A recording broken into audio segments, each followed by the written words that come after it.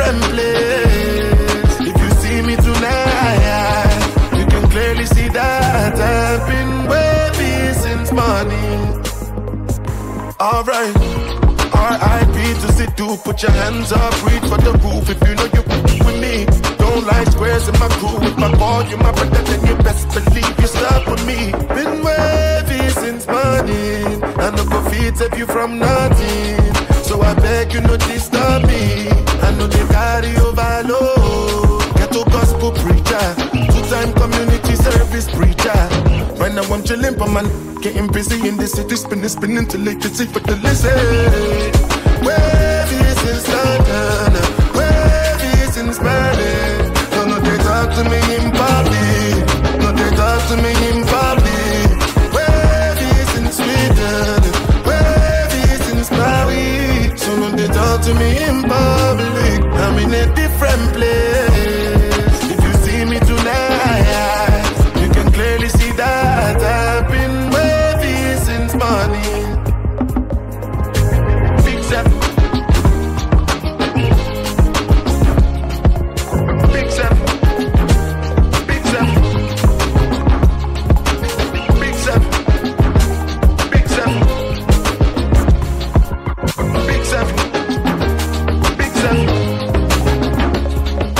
Hewa breakfast.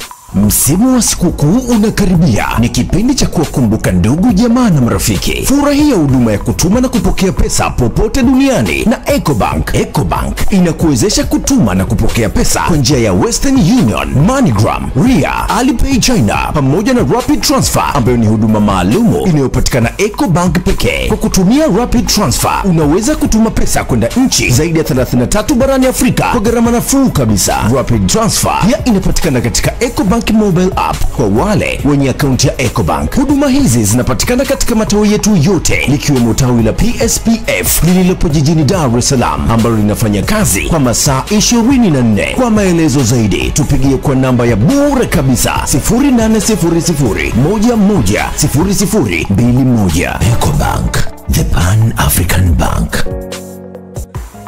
Kumekucha jamani, kumekucha. Msimu wa raha unaendelea, haujachelewa. Kumekucha, Star Times kumekucha. Inua dekoda kwa bei nafuu, utanishukuru.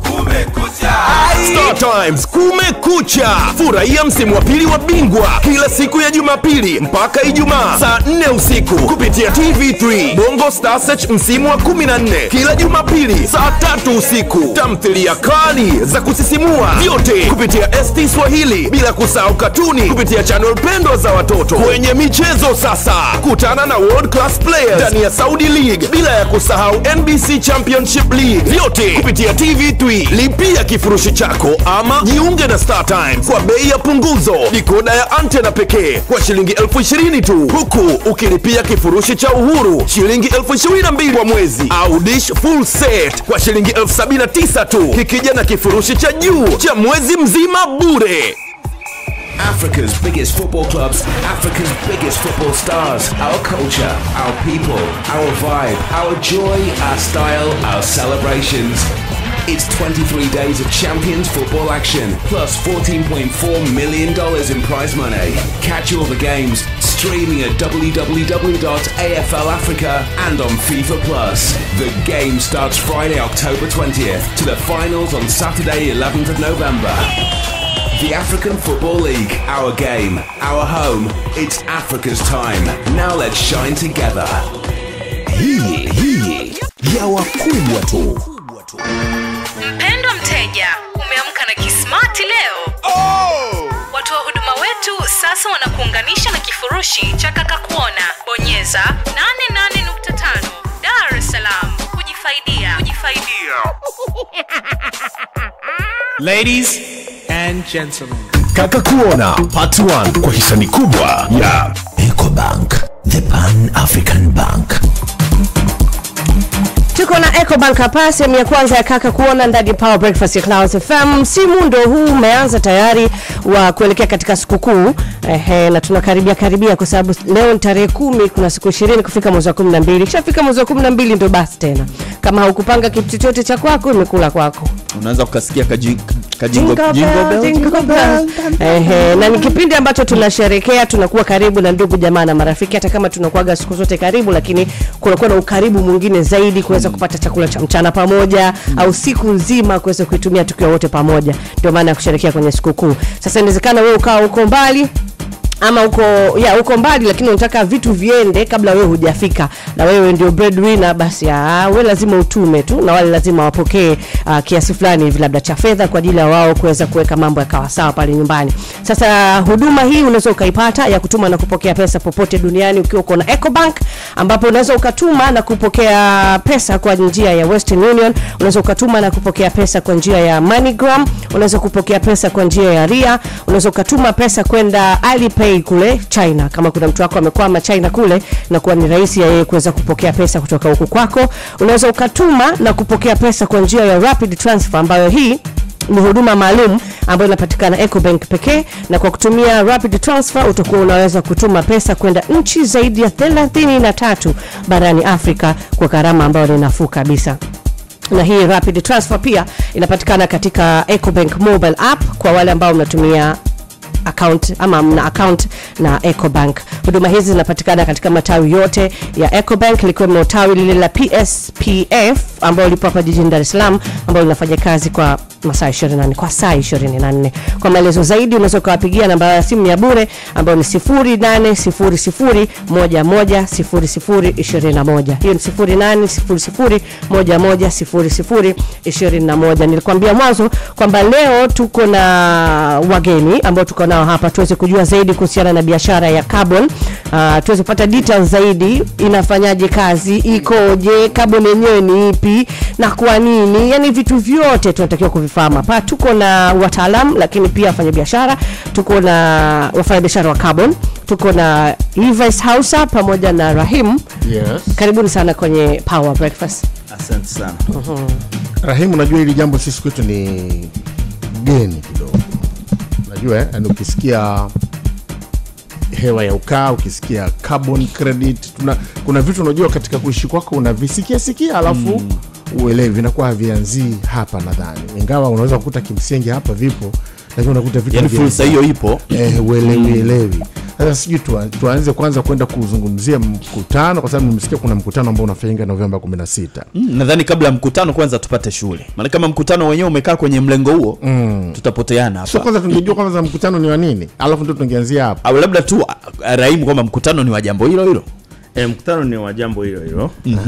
Na mkutano utafanyika tarehe 16 Hayat Kilimanjaro. Yeah. Kama ni wa jambo hilo basi tufahamishe kuhusu jambo lenyewe. Tusikidai ni mkutano wa nini? Nadhani mkutano, kwanza tunashukuru kuwa hapa, lakini mkutano kwa upande wa kwangu ni kama mimi kama Mtanzania kidogo ni kama crowds hapa. Nimekuja kuangalia kama tunaweza kuwafungulia watu dunia special fursa. Mkutano wa carbon, sio carbon peke yake, ni fursa ambazo ziko kwenye upande wa carbon. Na ndio tumekuja na mtaalamu na kina wataalamu. Na ni biashara ambayo ni mpya kwa Tanzania, lakini biashara ambayo imeanza tangu zamani. Na nadhani tulichojaribu kufanya kwa kutumia network yetu ya nje, tukaona tuwalete wataalamu, tuwalete wafanyabiashara, tuwalete profesa, private sector kutoka nje, washirikiane na watu wa nyumbani kuangalia kama tunaweza kuwafungulia watu dunia. Ndio maana tuko hapa, na naamini kabisa kuwa ni potential kubwa sana, kwa sababu ukumbuka 70% au 80% tuko network kwenye wengi tumetoka vijijini. Sasa hii ni biashara ambayo moja kwa moja inasaidia community. Pesa zile zinaingia kwenye community ambayo zote ni vijijini. Lakini ni lazima tujipange na biashara tuijue. Kama hatujajipanga ndio hivyo sasa. Na ndio maana tumeleta mkutano hapa nyumbani kuangalia, kutafuta wataalamu kutoka nje kuangalia tunaweza kufungua dunia vipi. Biashara ikoje? Kwenye biashara kuna mambo makubwa mawili au matatu.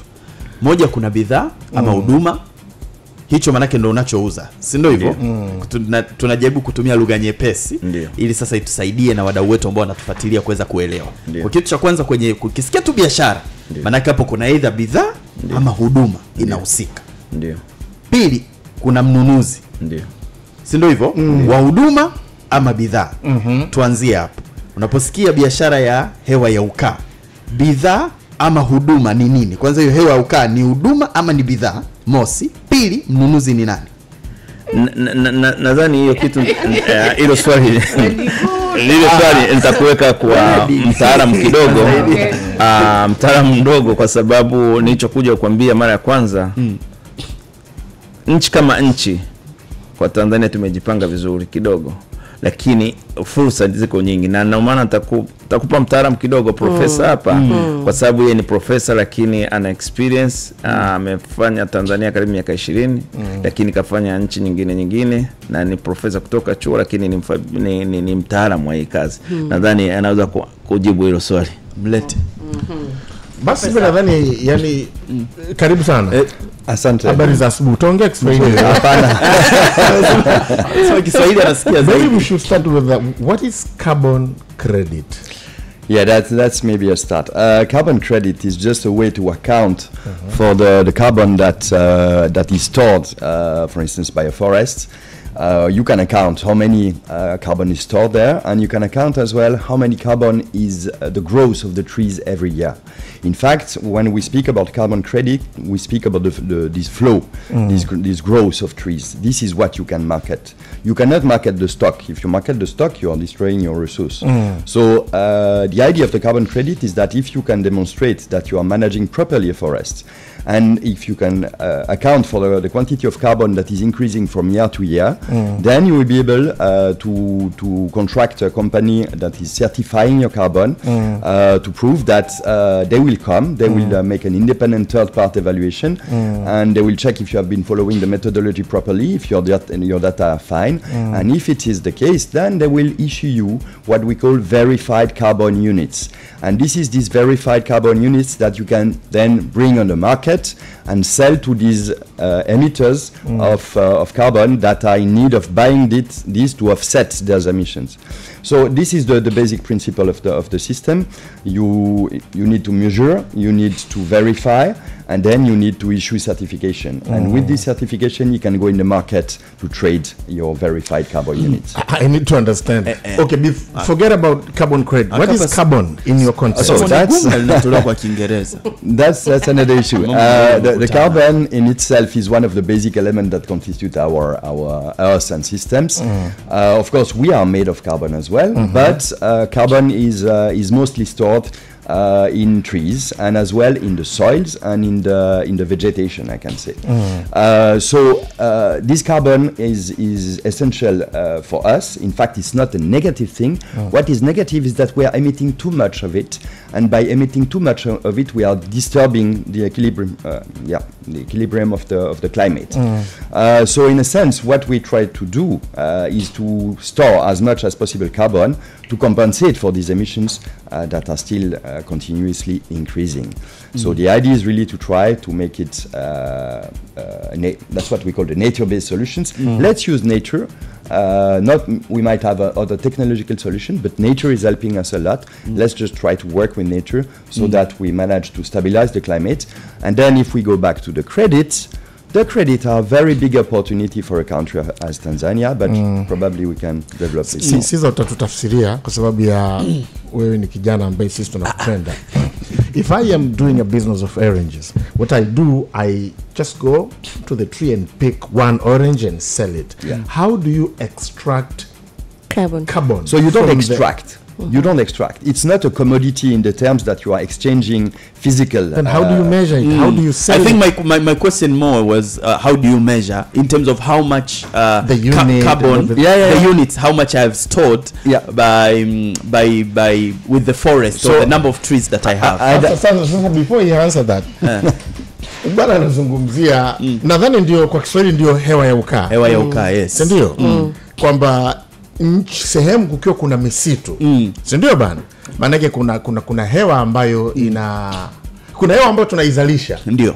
Tunaizalisha sisi au inazalishwa na misitu? Yani hii nadhani ni shule ambayo tumeisoma kuanzia primary school KP kwamba miti professor uzuri you can hear you're good with Swahili at least in the hearing part. So whenever I go wrong you will correct me, right? Tumesoma primary school kwamba hata miti inasaidia kwenye kutengeneza ile oxygen, si ndio hivyo, kusafisha mazingira. Yenyewe inanyonya hewa chafu, carbon monoxide, si ndio hivyo?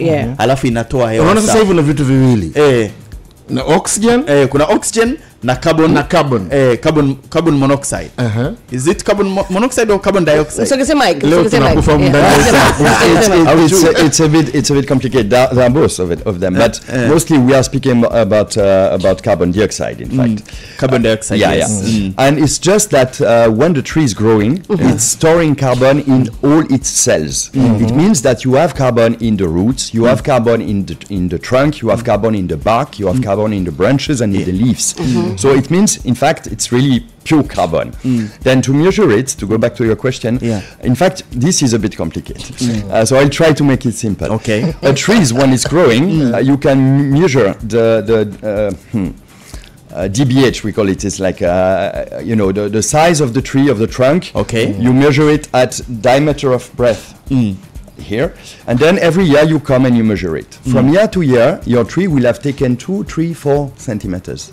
Then there is some formula, mathematic formula, where you can derivate the amount of carbon that is stored by the tree for 1 year by measuring this growth, annual growth. Okay. So this is how we do. So you make, if I want to come in a bit into the details, you make these transects, in the forest. Every, I don't know, maybe 200 meters, you take a round circle and you measure all the trees.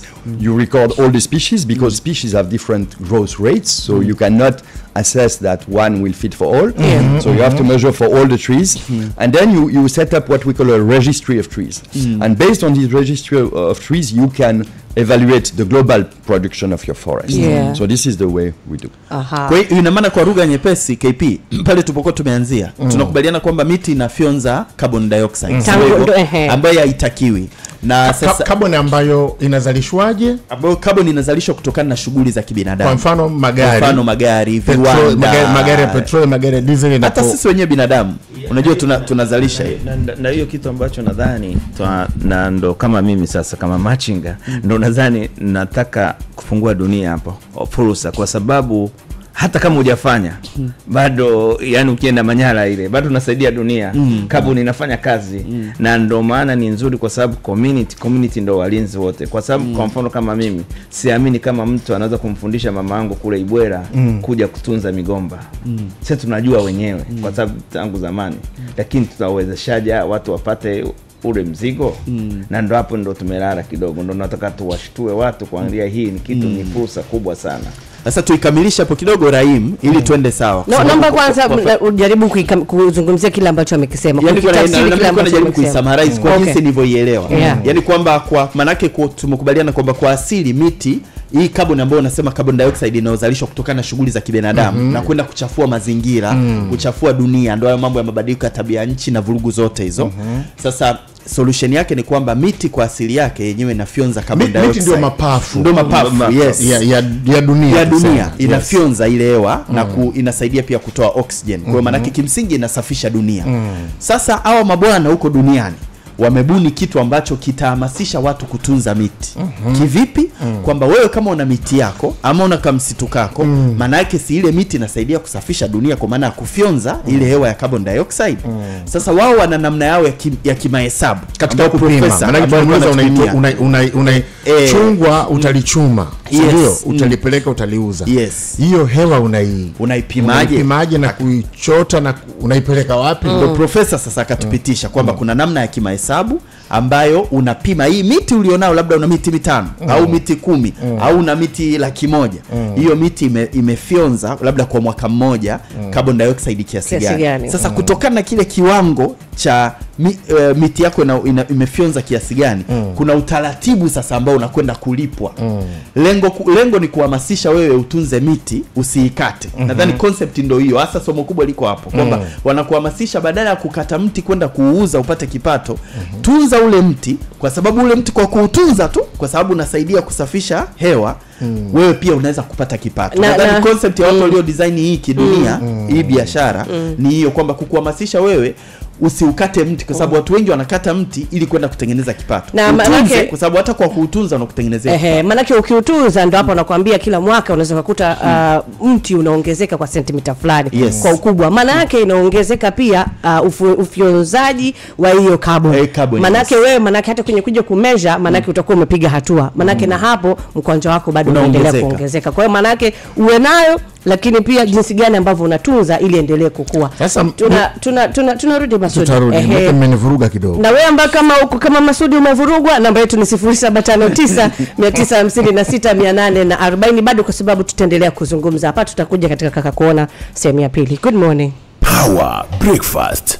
Msimu wa sikukuu unakaribia, ni kipindi cha kuwakumbuka ndugu jamaa na marafiki. Furahia huduma ya kutuma na kupokea pesa popote duniani na Ecobank. Ecobank inakuwezesha kutuma na kupokea pesa kwa njia ya Western Union, MoneyGram, Ria, Alipay China pamoja na Rapid Transfer, ambayo ni huduma maalumu inayopatikana Ecobank pekee. Kwa kutumia Rapid Transfer unaweza kutuma pesa kwenda nchi zaidi ya 33 barani Afrika kwa gharama nafuu kabisa. Rapid Transfer pia inapatikana katika Ecobank mobile app kwa wale wenye akaunti ya Ecobank. Huduma hizi zinapatikana katika matawi yetu yote, likiwemo tawi la PSPF lililopo jijini Dar es Salaam, ambalo linafanya kazi kwa masaa 24. Kwa maelezo zaidi tupigie kwa namba ya bure kabisa 0800 110021. Ecobank, the Pan African Bank.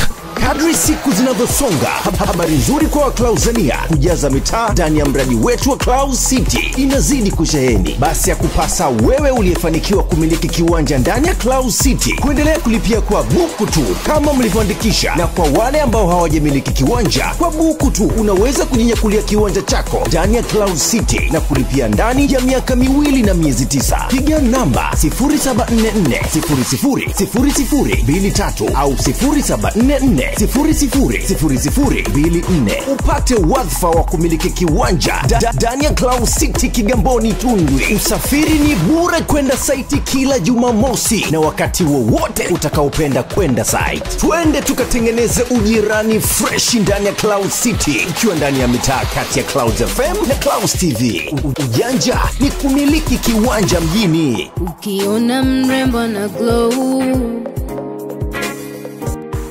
ukiona mkaka na vutia, ukiona mtoto na meremeta, ni Tresa Pure Coconut Oil, asili 100%. Chaguo bora kwa familia, mafuta ya nazi 100%. Pendeza, waka, meremeta, vutia kwa ngozi yenye afya na nywele pia. Kwa baba, mama na watoto inaongeza stress, mafuta yenye afya kuondoa stress, ni chaguo bora kwa familia. Tresa Pure Coconut Oil, as pure as mother's love. Hesabu zako kubwa ni kupiga hatua kimaisha, hasa kwenye uchumi. Uboreshe maisha na biashara zako ili ziweze kuvuka mipaka na kubadilisha maisha ya wengi kupitia ajira na huduma. Sisi kama NCBA Bank, hesabu zetu ni kukusapoti katika kila hatua unayopiga, na tunafanya hivi kwa kukupatia huduma bora na zenye weledi na ubunifu wa hali ya juu. Huduma zetu ni kama mikopo, akiba, uwekezaji na nyingine nyingi zinazohakikisha unabadilisha maisha yako na kufika mbali. Hesabu zetu ni kuhakikisha unapiga hatua za uhakika. Maisha ni hesabu na NCBA Bank. NCBA Bank, go for it. Kaka kuona part 2 kwa hisani kubwa ya NCBA Bank, go for it. NCBA Bank, tuko nao sehemu ya pili ya kaka kuona Power Breakfast ya Clouds FM. Fati Masudi pamoja na Siza tuko nawe hapa, na leo tunazungumzia masuala ya hewa ya ukaa ama carbon. tutafahamu tu, tutaelewa, usivurugwe, tutaelewana.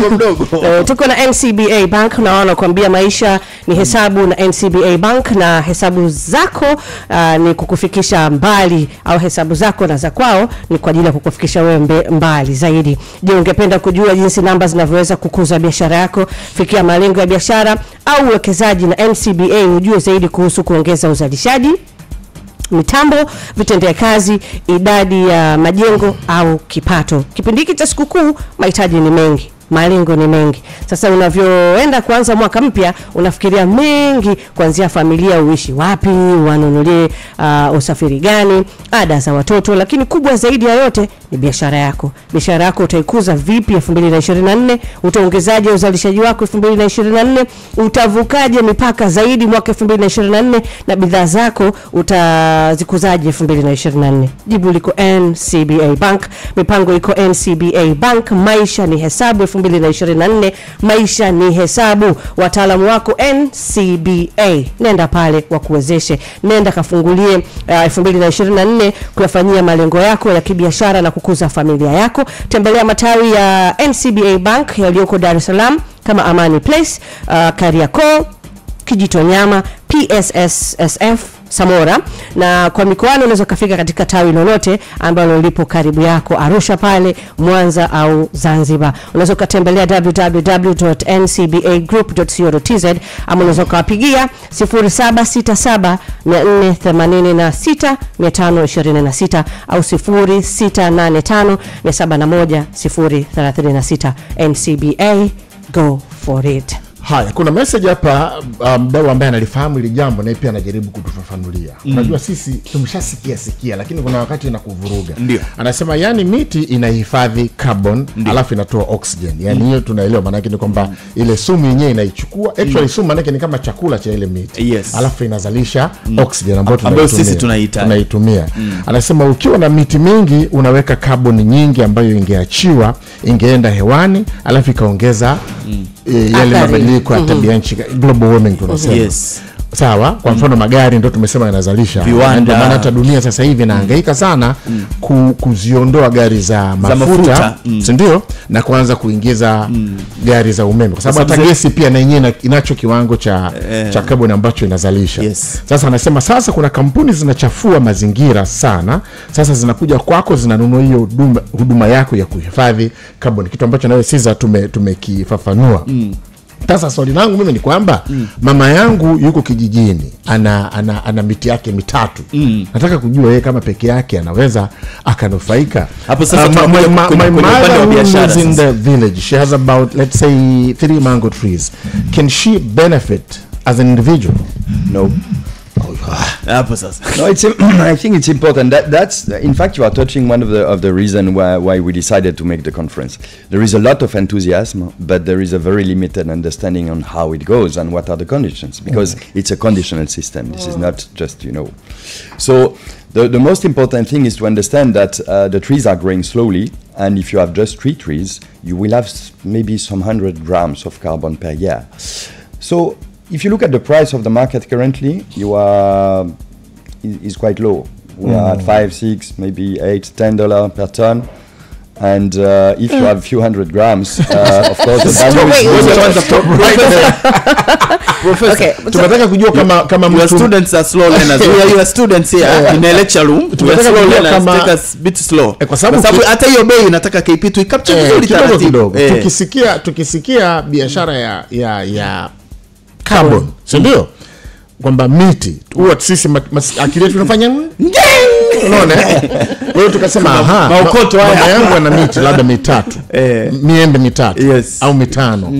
Tukataka kujua kama anaweza akanufaika yeye kama yeye, kwa sababu hii miti na yenyewe pia imegawanyika. Kuna miti ambayo iko labda msitu wa kijiji, si ndio? Lakini kuna mtu ana miti yake nyumbani. Tukataka kujua kama anaweza atanufaika.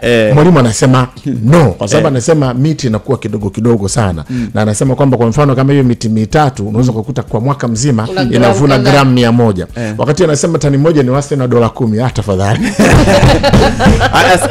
Sasa KP, nataka tupate hapo kwenye, nataka tuende hapo kwenye bei hapo. Unajua watu wakisikia biashara ndio hiyo wale wanaanza maokoto.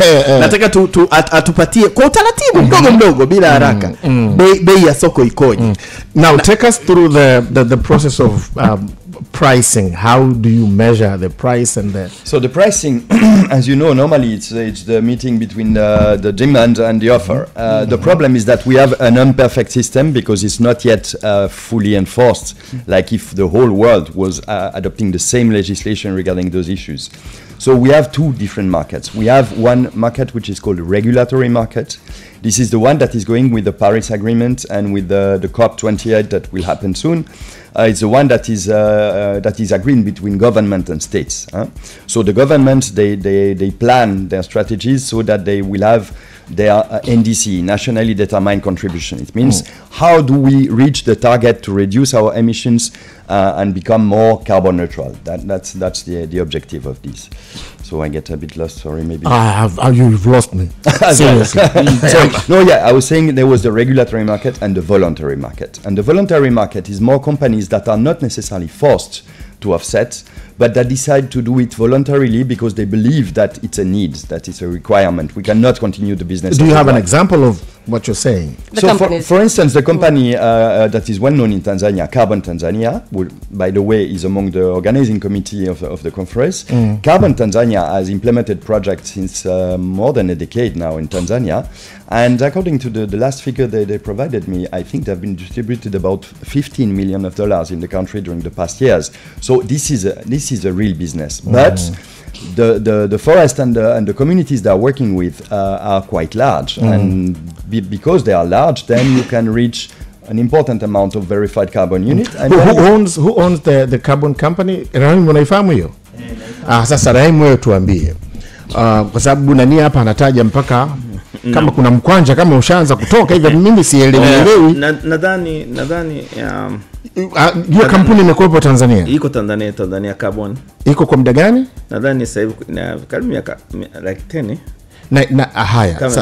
Sasa tuambie inafanya kwa mfano, tupe mfano wako jamii inayofanya nayo kazi na inafanya nayo kazi vipi? Kwa sababu tumeshagundua mtu mmoja ni ngumu. Sasa tuambie inafanya ile imechukua msitu, nadhani iko Manyara ambayo imechukua misitu ya kijiji na huko nadhani kusini. Na sio Katavi, nadhani Samuel Katavi. Na wana miradi kama 2-3 wanafanya hivyo. Na ni one of the succeed company hapa, lakini ziko taasisi nyingine zinafanya hivyo, lakini nyingi nadhani za huko sisi bado kidogo tumelala, lakini ni watu ambao wamefanya vizuri, kwa sababu nilichokuambia kabisa, ile era lazima sharti moja lazima iende kwenye community around kwenye jamii pale. Lakini cha pili ambacho ni hii mpaka uzalishe lazima una mzigo kidogo. Mzigo kwa maana ya lazima, kwa sababu ina take mpaka upate certificate inachukua mpaka miaka 4 kwanza kutrade ile na kutrade kupata. Nyinyi kama jamii au sasa lazima taasisi uwepo inayosimamia taasisi ile mpaka mfanye kazi wale watu, kwa sababu mpaka upate certificate ni kampuni kama 2 nadhani baadaye utatuambia, utaanza kututajia mfano wa, kwa mfano kama nimesikia umetaja Manyara, si ndio? Unaweza kututajia yani Manyara wao ilikuwaje, walipimwa vipi na wamepata kiasi gani na ilifikaje kwenye jamii? Jamii manake ni mseto wa watu wengi. Baadaye inakuja inagawanywa, inakuwa ni mtu mmoja anapewa pesa mfukoni, ama inaingia kwenye miradi ya kijamii, labda imejenga zahanati, imejenga shule na vitu kama hivyo. Kwa sababu kama ni misitu sisi tumekuwa nayo miaka na miaka, na kama na biashara ambayo yuko muda mrefu hatujui. Na tatamani pia kujua kwa mfano wa misitu ya Kongo. Najua Kongo na misitu mikubwa. Sitaki kwenda Amazon. Wanasema ndio mapafu ya dunia, Kongo na Amazon. Kongo wanafaidika vipi na vitu kama hivyo. Baadaye nadhani, si ndio? Yes, una namba simu watu endelee kushangaa kama tunashangaa. 0759956840. 0759956840. Unaona shida sana, tuko live kupitia YouTube, so unaweza ukaacha comment yako hapo. Alafu tukirejea baada ya kusikiliza PB News na Have a Boy. We have. Tupo kwa ufupi leo Feti. Tupo lecture room. Sisi tuna wanafunzi na tuna professor hapa. Anapiga shule. Kuna sema unasikia Hawa Breakfast. Taifa lina watu wapole, wakorofi, washua, watantarira na wanyamwezi. Wote ni VIP na wana jambo lao moja. Statement toka kwa Komando Jide, Lady JD. Ni show kubwa kutoka kwa dada mkubwa Lady JD, na ina mambo matano: red carpet ya hadhi yako, VVIP treatment, proper dinner ya chakula na kinywaji, urafiki na networking, pamoja na catalog ya muziki mtamu wa 3 generation live kutoka kwa Jide JD na washirika wake. Show ya Statement itapigwa kwa style ya stories za wine talks na unplugged live music kutoka kwa Lady JD. Njoo tuamshe furaha siku hiyo, Ijumaa tarehe 17 mwezi wa 11 katika parking za Nyumbani Lounge. Kwa booking piga simu 0766 86 80 14 na 0658 55 65 57. Hii ya wakubwa tu. Kiboko Paints Limited. Kiboko Paints Limited. Kiboko Paints. Watengenezaji wa rangi mbalimbali. Kiboko Paints. Za majumbani, nje na ndani. Pamoja na rangi za magari. 2K acrylic. Kundi bora kwa matumizi ya bidhaa za mbao. Rangi na bidhaa za Kiboko zinatengenezwa hapa nchini Tanzania ili kuendana na mazingira pamoja na hali ya hewa ya Tanzania, na zina ustamilivu wa hali ya juu dhidi ya uharibifu ikilinganishwa na rangi nyingine zinazofanana na zinazoagizwa kutoka nje. Rangi za Kiboko zina gundi imara na bora kabisa, zinakauka kwa haraka na hudumu kwa muda mrefu bila kupauka au kubanduka. Rangi za Kiboko sasa zinapatikana madukani kote kwa mawakala wetu. Tembelea sasa mawakala wetu upate bidhaa bora kutoka Kiboko Paints. Hesabu zako kubwa ni kupiga hatua kimaisha, hasa kwenye uchumi. Uboreshe maisha na biashara zako ili ziweze kuvuka mipaka na kubadilisha maisha ya wengi kupitia ajira na huduma. Sisi kama NCBA Bank, hesabu zetu ni kukusapoti katika kila hatua unayopiga, na tunafanya hivi kwa kukupatia huduma bora na zenye weledi na ubunifu wa hali ya juu. Huduma zetu ni kama mikopo, akiba, uwekezaji na nyingine nyingi zinazohakikisha unabadilisha maisha yako na kufika mbali. Hesabu zetu ni kuhakikisha unapiga hatua za uhakika. Maisha ni hesabu na NCBA Bank. NCBA Bank. Go for it.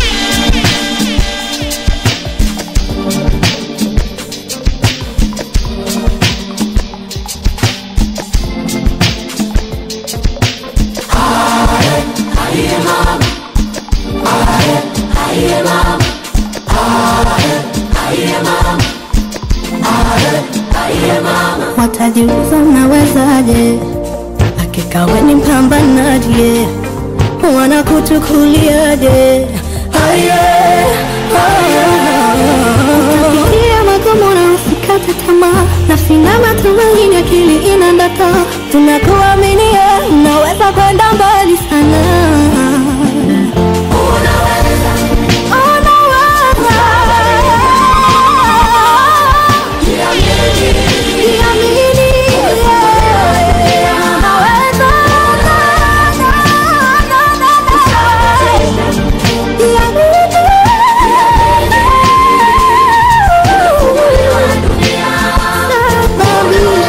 Clouds 2023 sababisha. Timu yako ya habari ina zaidi ya habari, ina ya uhakika na mapya kabisa ndani ya Power Breakfast News Team. Karibu katika PB News Team. Jina langu ni Philip Mwihava. Waziri Mkuu Kassim Majaliwa amewataka wathamini wote wawe waadilifu, wenye weledi na wazingatie miiko ya taaluma katika kazi zao za kila siku. Waziri Mkuu ametoa wito huo wakati akifungua mkutano mkuu wa 4 wa mwaka wa wathamini unaofanyika kwa siku 2, ambapo amesema wathamini ni watu muhimu katika kufanikisha mipango ya maendeleo ya taifa, hivyo wanapaswa kuwa waadilifu. Sina shaka kwamba mtakubaliana nami kuwa kazi yenu inahitaji watumishi wenye weledi, wanaojituma, wanaowajibika na waadilifu. Kazi ya uthamini sio kazi inayoruhusu watu wasiokuwa na maadili, na nyinyi wenyewe mnawaita kwa jina ya ubabaishaji, vishoka, hawana nafasi kwenye taaluma hii, na hivyo basi kila mthamini hana budi kujitathmini na kuona kama je, kazi zake za kila siku unao wito huu tulionao hapa. Katika hatua nyingine, Majaliwa amewataka watendaji wa Wizara ya Ardhi, Nyumba na Maendeleo ya Makazi washirikiane na sekta binafsi kufanya kazi za uthamini.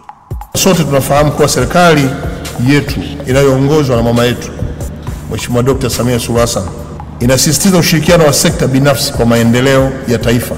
Na nimesikia akitambulishwa hapa mwenyekiti wa sekta binafsi kwenye eneo la uthamini. Nataka nikuhakikishie Mheshimiwa mwenyekiti wa sekta uthamini kutoka sekta binafsi, serikali kuwepo kwenu ni sehemu ya sera yetu, na rais wetu kwenye hili ameweka msisitizo, na wasaidizi wote wakiwemo wao wizara wanawatambua. Endeleeni kufanya kazi yenu muhimu, weledi, uaminifu na uadilifu katika uthamini. Naye naibu waziri wa Ardhi, Nyumba na Maendeleo ya Makazi Geoffrey Pinda amesema kuwa uthamini wa fidia ni ufunguo wa maendeleo na mabadiliko chanya ya kiuchumi. Uthamini wa fidia hapa nchini ni ufunguo wa maendeleo na mabadiliko chanya ya kiuchumi kwa kuwa unawezesha wawekezaji mbalimbali kupata ardhi na kuwekeza mitaji yao. Uthamini hufanyika na kuwezesha upatikanaji wa ardhi tumika kwa ajili ya matumizi ya umma, kuweka miundombinu ya msingi, huduma za jamii, viwanda na kupanga makazi.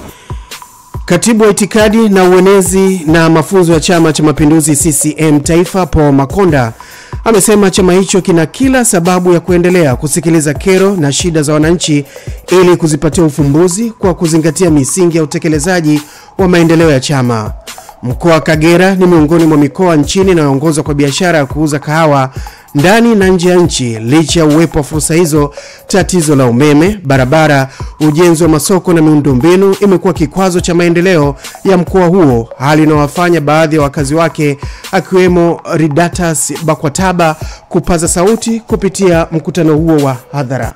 Kuna daraja limekuwa sugu sana. Daraja la Biashara linalounganisha Biashara ambayo ndio kata ya Bakoba, ndio senta kubwa kwenye kata ya Bakoba, ambayo ni kata ya pili kwa ukubwa mjini Bukoba hapa. Kwa hiyo ndio kero ya watu wa Biashara, lakini naamini kuna kero nyingine kwa mitaa tofauti. Kufuatia kero hizo kuwasilishwa, kauli ya Chama cha Mapinduzi kutoka kwa katibu wa itikadi, uenezi na mafunzo CCM Taifa Paul Makonda akaeleza dhamira ya kuzipatia ufumbuzi. Moja ya kazi alionipa ni kuwarudishia mamlaka yenu wanachama wa Chama cha Mapinduzi wa kuisimamia serikali, kuanzia kwenye serikali ya mitaa, kata, wilaya, mkoa mpaka taifa. Kwa sisi mtembeeni kifua mbele. Tunataka hao watendaji wa serikali wapige mzigo kweli kweli. Kwa hiyo mwenyekiti wa mkoa, likiharibika jambo hapa kwenye mkoa na wewe hujachukua hatua, maana yake sisi tulioko katika ngazi ya taifa, kamati kuu, tutakujadili kwa nini mwenyekiti wa mkoa ameshindwa kuchukua hatua. Na kimataifa, Kenya imesema haitapeleka polisi wake nchini Haiti hadi pale mataifa wanachama wa Umoja wa Mataifa yatakaporidhia kutoa fedha za kufadhili shughuli za ujumbe huo kwa kulinda amani utakaojumuisha pia nchi nyingine kadhaa. Waziri wa mambo ya ndani wa Kenya, Kithure Kindiki, amesema makadirio ya bajeti jumla ya mwaka mmoja kwa ujumbe huo wa amani kwenda Haiti kwa lengo la kurejesha utulivu inafikia dola za Marekani milioni 600. Hata hivyo, tayari mahakama nchini Kenya imetoa amri ya kuzuia serikali kupeleka kikosi chochote cha polisi nchini Haiti hadi pale itakapotoa uamuzi juu ya shauri lililofunguliwa na mwanaharakati mmoja wa upinzani kupinga mchakato huo. Na hii ndiyo tamati ya PB News Team asubuhi ya leo. Mimi naitwa Philip Mwihava. Jamani, hiki chakula ni kitamu sana. Kinanikumbusha mapishi ya bibi yako mwanangu Ruta. Una uhakika amepika mkeo kweli? Ndio mama. Amejifunza wapi kupika matoke ya Bukoba? Na yeye sio kule kwetu. Hey, mimi mwenyewe leo amenisurprise. Hivi mko wangu, ushawahi kukaa Bukoba eti? By the way, haya matoke umejua kuyapika mno. Acha nitoboe siri. Kwa kuwa leo ni siku muhimu, niliamua kupika chakula cha asili ya mume wangu. Kwa hiyo nikaingia mtandaoni na kujifunza kujifunza jinsi ya kupika matoke ya Bukoba. Nafurahi chakula mmekipenda jamani. Asante. Kuwa karibu na familia yako ukiwa na simu janja. Hamia Airtel na smartphone mpya upate hadi GB 100 bure. Wait baba Ruta. Nikajua pishi langu ndio huo unalipenda. Of course mama watoto, of course. Airtel, maisha ni data. Wapambanaji mpo? Tupo. Stambiki benki kitaki vingine. Ongela dili wapambanaji tujipambe. Uwe na frame ya nguo au kijiwe cha furniture. Baba shop, gereji, grocery au kiduka. Yani kama unapambana kufikia malengo, Stambiki benki tumekuja kuziba pengo. Na mpambanaji akaunti kitaki vingine. Na mpambanaji akaunti kitaki vingine.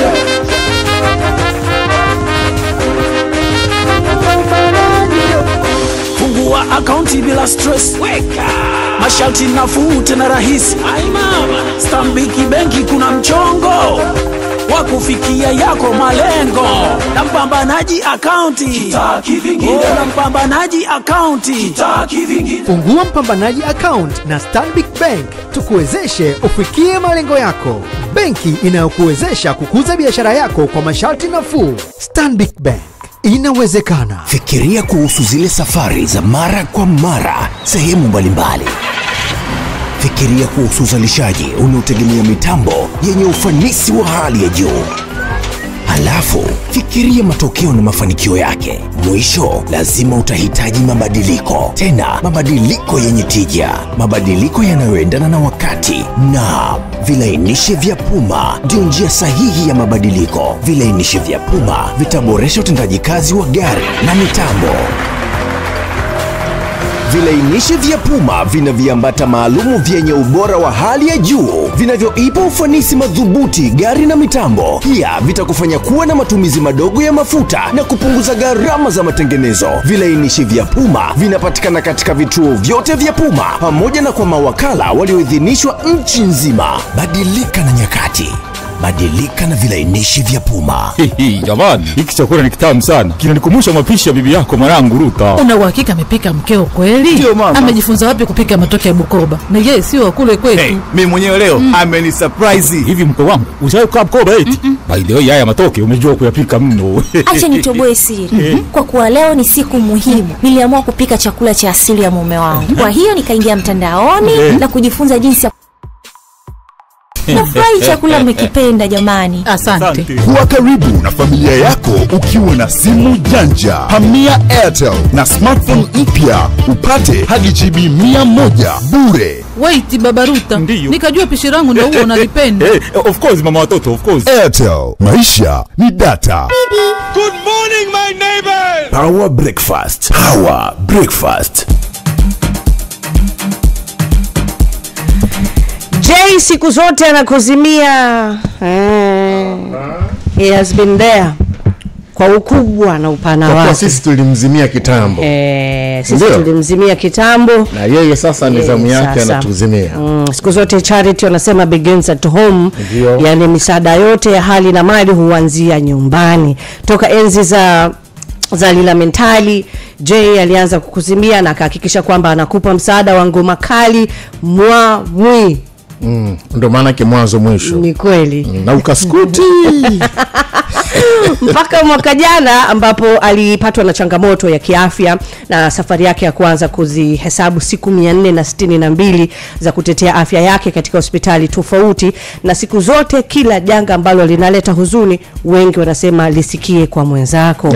Na Professor Jay ameamua kukusaidia kutokufikia hatua hiyo ambayo yeye ameifikia. Sasa kwenye upande ambao wanaumwa figo.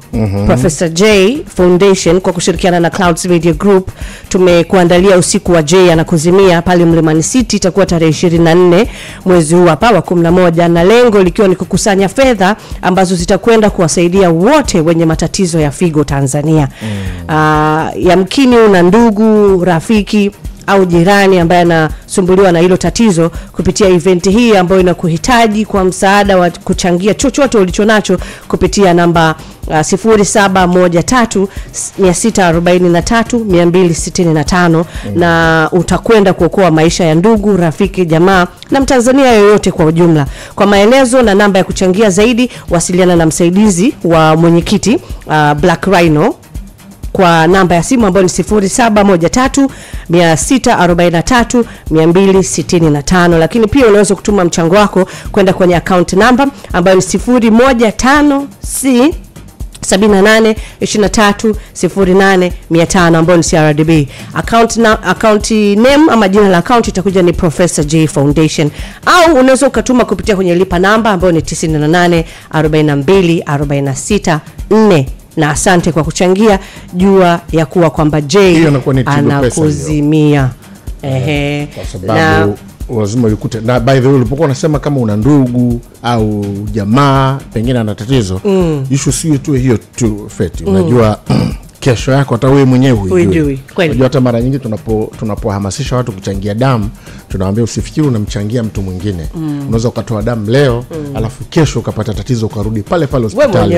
Damu uliyoitoa ikakusaidia wewe mwenyewe. Kwa hiyo hata hii michango ambayo tunaitoa, lengo sio tu watu wengine, kwa sababu hatujui kesho ya watoto wetu, kesho ya wazazi wetu, kesho za kwetu sisi wenyewe ziko vipi. Nani ametuma message hapa, mdau alikuwa anatukumbusha, anasema kwamba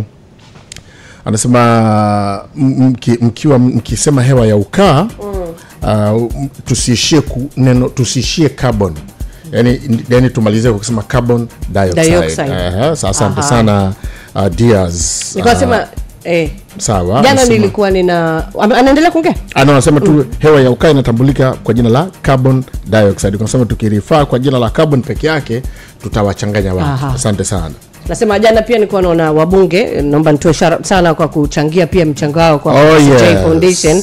Nilimsikia Mheshimiwa Msukuma wakati ameomba wachangie 200,000 kila mmoja, ambapo 100,000 iwe ni kwa ajili ya Professor J mwenyewe na 100,000 ndio ile kwenye foundation. Na naona kama walipitisha. Sio kwamba nilichosikia ni tofauti, kwamba ilisemwa kwamba yani isifungwe. Isifungwe kwamba mtu usishie 200,000. Kuna mtu anaweza akawa na mapenzi binafsi, unajua kwa jambo lenyewe anataka kutoa zaidi. Ni kweli walishia hivyo, lakini kwa picha kubwa ilikuwa ni kwa hiyo maana yake atakayetoa zaidi inaruhusiwa, atakuwa ametoa zaidi na inaruhusiwa. Yes, safi sana. Tunza vizuri engine ya gari yako ama mashine kwa kutumia vilainishi vya Puma Energy ambavyo ni Advance 5W30 na GT Plus 5W40 kwa magari ya kisasa yanayotumia petroli. Puma Super 20W50 kwa magari ya kawaida yanayotumia petroli.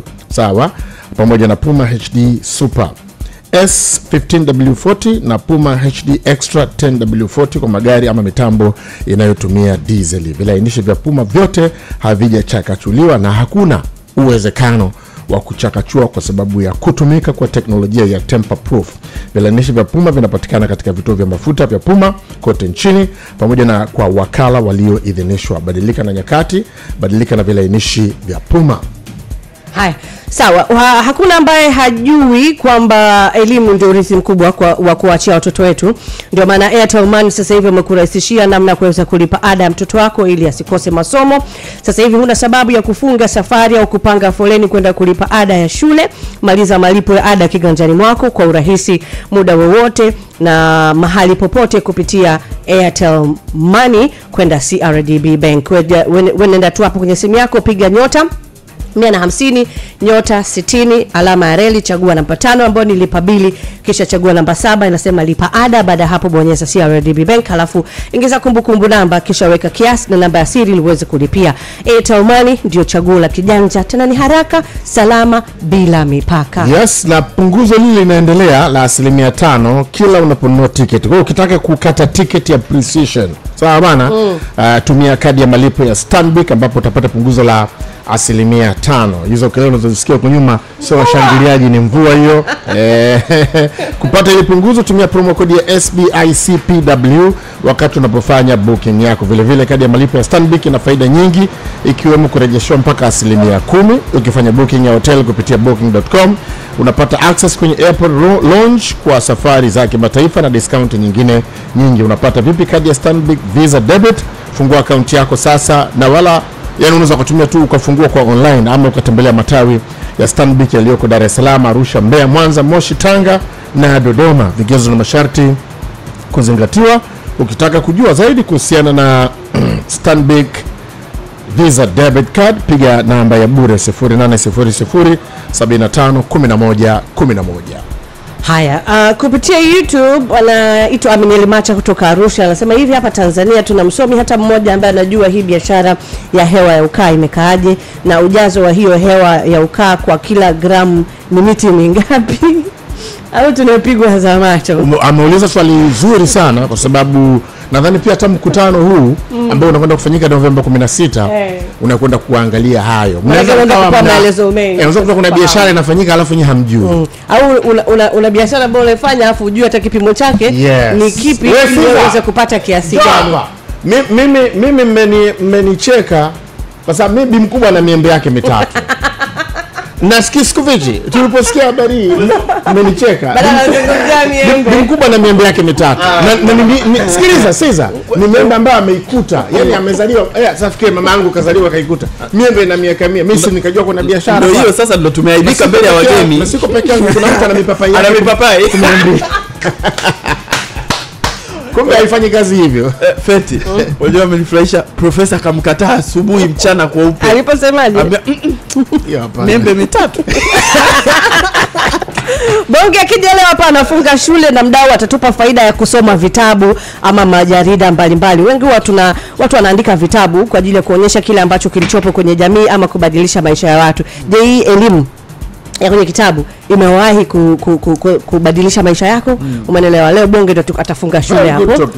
Kabisa. Tunaposoma hivi vitabu vimeshawahi kubadilisha maisha yako. Kama hujawahi kusoma vitabu, haya utakuja kumsikiliza hapa Bonge. Narudia tena, namba yetu ya simu ni 0759 956 840. Caesar, nina miembe yangu hiyo mitatu. Wapambanaji mpo? Tupo. Stanbic benki kitaki vingine. Ongela dili wapambanaji tujipambe. Uwe na frame ya nguo au kijiwe cha furniture. Baba shop, gereji, grocery au kiduka. Yani kama unapambana kufikia malengo, Stanbic benki tunakuja kuziba pengo. Na mpambanaji account kitaki vingine. Na mpambanaji account kitaki vingine.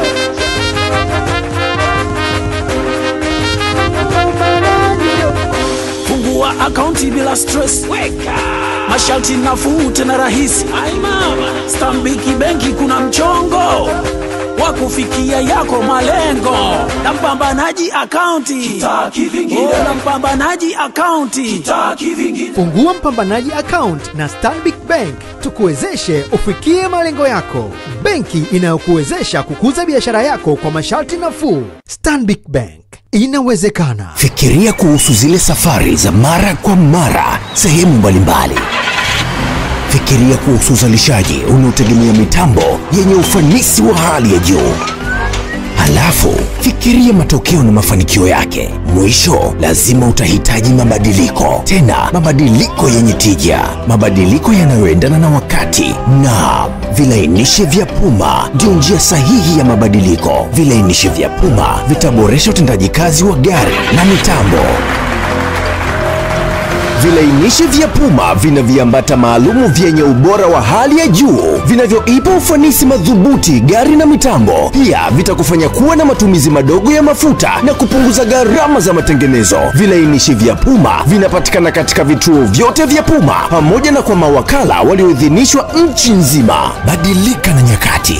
badilika na vilainishi vya Puma. Jamani, hiki chakula ni kitamu sana. Kinanikumbusha mapishi ya bibi yako mwanangu Ruta. Una uhakika amepika mkeo kweli? Ndio mama. Amejifunza wapi kupika matoke ya Bukoba? Na yeye sio wa kule kwetu. Mimi mwenyewe leo amenisurprise. Hivi mko wangu, ushawahi kukaa Bukoba eti? By the way, haya matoke umejua kuyapika mno. Acha nitoboe siri. Kwa kuwa leo ni siku muhimu, niliamua kupika chakula cha asili ya mume wangu. Kwa hiyo nikaingia mtandaoni na kujifunza jinsi ya kupika matoke ya Bukoba. Nafurahi chakula mmekipenda jamani. Asante. Kuwa karibu na familia yako ukiwa na simu janja. Hamia Airtel na smartphone mpya upate hadi GB 100 bure. Wait baba Ruta. Nikajua pishi langu ndio huo unalipenda. Of course mama watoto, of course. Airtel, maisha ni data. Vilabu vikubwa zaidi vya soka Afrika, mastaa wakubwa zaidi wa soka Afrika, maajabu unayoweza kuyashuhudia ya soka la Afrika, utamaduni wetu, watu wetu, msisimko wetu, furaha yetu, aina yetu ya ushabiki, vyote vinakuja nyumbani. Ni siku 23 za ushindani wa soka kuanzia Oktoba 20 mpaka Novemba 11, ikihusisha dola milioni 14.4 za kushindaniwa. Karibu kwenye uzinduzi mpya wa ligi ya soka Afrika. Hapa ni mahali ambapo mabingwa wa soka la Afrika wanakutana na kupambana. Bingwa ni mmoja tu, lakini ni nani atakayevishwa taji la ubingwa wa soka Afrika? Fuatilia michezo yote, magoli, marudio na kila tukio, ikiwemo ushangiliaji wa kipekee mubashara. Unaweza kutizama kupitia tovuti ya www.afl.africa na kwenye FIFA Plus. Michezo itaanza Ijumaa ya Oktoba 20 mpaka fainali itakayofanyika Jumamosi ya Novemba 11. Ligi ya soka ya Afrika, mchezo wetu, nyumbani kwetu. Huu ni muda wa Afrika. Tujiunge, tung'ae pamoja. Mji kasoro Morogoro 88.7 Clouds FM Morogoro. Bosi umejitosheleza kila idara. Unafuga mpaka wanyamapori. Oh my god. Ukinuna wewe nchi haili. Mkubwa masoko yanakutegemea, mpunga mpaka mahindi. Chief 88.7 sababisha mbegu za michongo, tuvune mafanikio. Clouds 2023 sababisha. Oh, you see this guy? See this guy? He do the wiggy.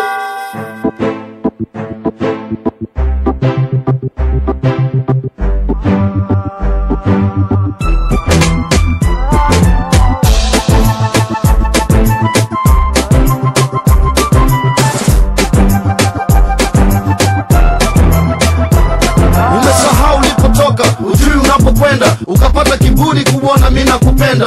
Nilikuthamini na leo tupenzi kulienzi, na leo siamini kama umesaliti mpenzi. Kumbuka nilikukuta kijijini Sitimbi, umebeba mahindi na furushi la magimbi. Huku silinishia mithili ya mfumaji, nafsi nayo ikakidi kwamba kweli nakuhitaji. Kigori mwenye umbo kama Labdori, wala sikutaraji ungepiga nami story. Nilifurahi kuweza kukufahamu na nikakuahidi subiri zangu salamu, kwa kuwa nilikwenda tukumtembelea bibi. Yote yaliyojiri tukumweleze libidi. Wote walishangaa kusikia nataka mchumba, kwani vijana wengi wa mjini tuna kasumba. Wakaweka kikao niweze kutoa posa, niliapa kujua iwapo ningekukosa. Walinikabidhi nirudi nawe mjini na nikakusisitiza mjini kuwa makini. Nafsi yangu nilikupa uituze mpenzi, na sasa jijisika kuchanganya. Mapenzi ukasaliti na ukanikana, dunia ikiniandama. Kuwa nawe tena itawezekana mpenzi, shampata mtu tumependana. Majeraha makubwa na jeruhi moyoni, mimi nimeshamuachia Maulana. Alikuwa mzuri mithili ya malaika, alipotua mjini Zubeda nilipata shika. Hakika nionekana alikuwa mgeni wa jiji, nilipokuwa viatu nilivikuta ndani ya friji. Alifanya viweka washikaji wakanicheka, hakutaka kitanda nilala kwenye mkeka. Alipokuwa akiona magari alikimbia, akiona mtu kwenye TV anamwamkia. Kila alichofanya alikuwa anakosea, nilimvumilia kwa kuwa hajazoea. Hakai kwenye sofa alikuwa anakaa chini, mafuta ya kupikia eti anayapaka mwilini. Namnunulia soda hatake nataka togo, nikimletea keki hatake nataka boga. Majirani walimpenda sababu ya uzuri wake, nasikitika mashangingi wakawa rafiki zake. Akaanza kunywa pombe alipokwenda kusuka, usiku anatoroka tena kwa kuruka ukuta. Nilipokuwa natoka naye nyuma anatoka, nikimtuma kitu anadai eti amechoka. Nikienda kazini ndani analeta mabwana, magari ya kifahari yakawa yanapishana. Hakika sikereza dunia zikamtenga, hatimaye hata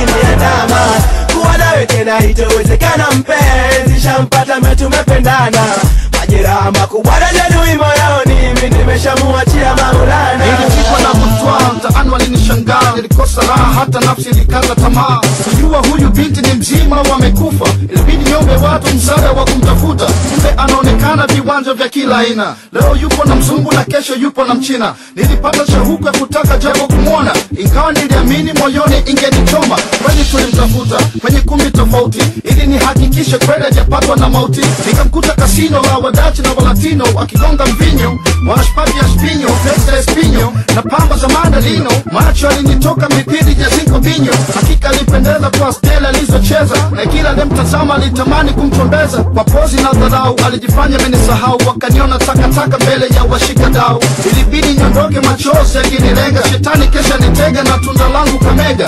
Akapata mimba aliyempa kumtambua, na wote aliowafata eto kakana kumjua. Zubeda na mimba yake hakuwa na pa kuishi, hakujua ale nini na vipe pate riziki. Ghafla hifadhi yake ikawa ni stendi ya basi, siku nyingine mvua ilimnyeshea kupita kiasi. Akarudi nyumbani eti arudiane nami, kurudi kwao watake mimi na familia ndani. Kazi yangu nilikupa uvitunze mpenzi, na sasa jijizika kuchanganya mapenzi ukasaliti na ukanikana, ukamacha dunia ikiniandama. Kuwa nawe tena itowezekana mpenzi, shampata tumependana majeraha makubwa na jeruhi moyoni mimi nimeshamuachia Maulana.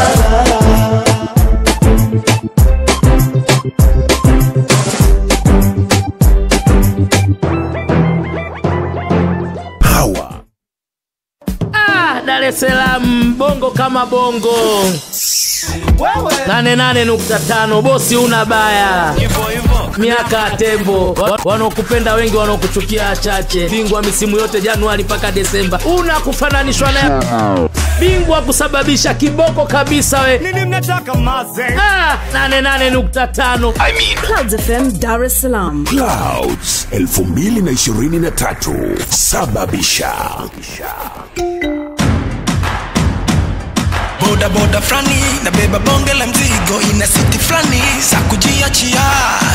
Boxer 125 HD bingwa heavy duty, ina ubora wa kutosha kupakia magunia, alafu barabara zote inafukia. 30% mzigo unapakia.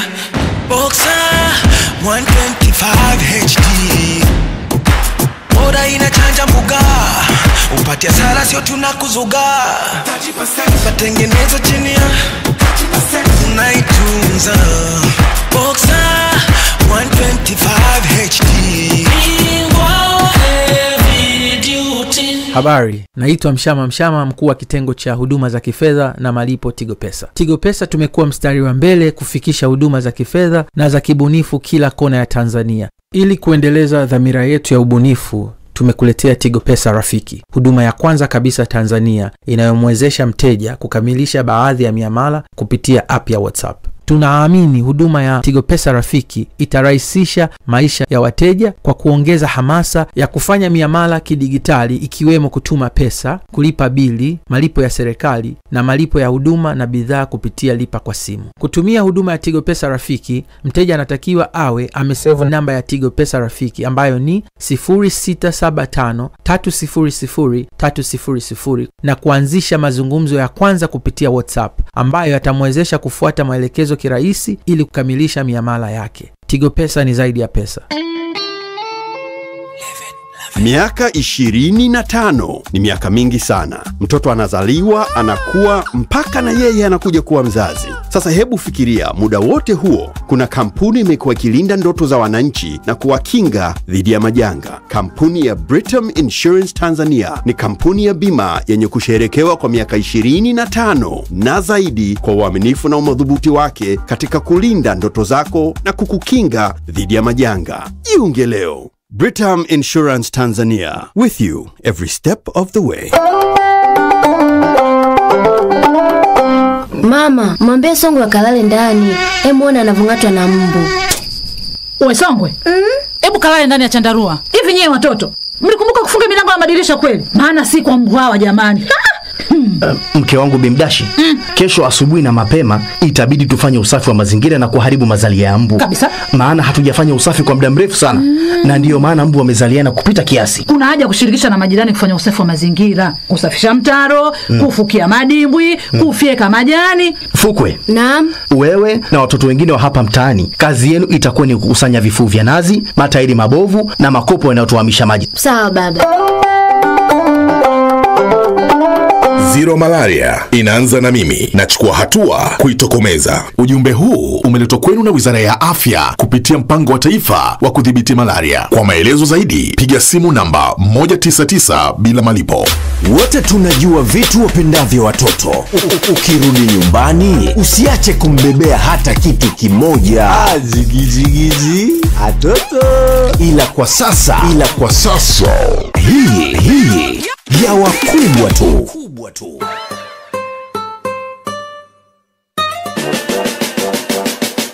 Hood boy, honey boy, one time. Bonge. Ongeza hewa usinyonge. Bonge, bonge. Tunawapa mavidonge. Bonge. Bonge kwa hisani kubwa ya NMB Bank. Karibu yako.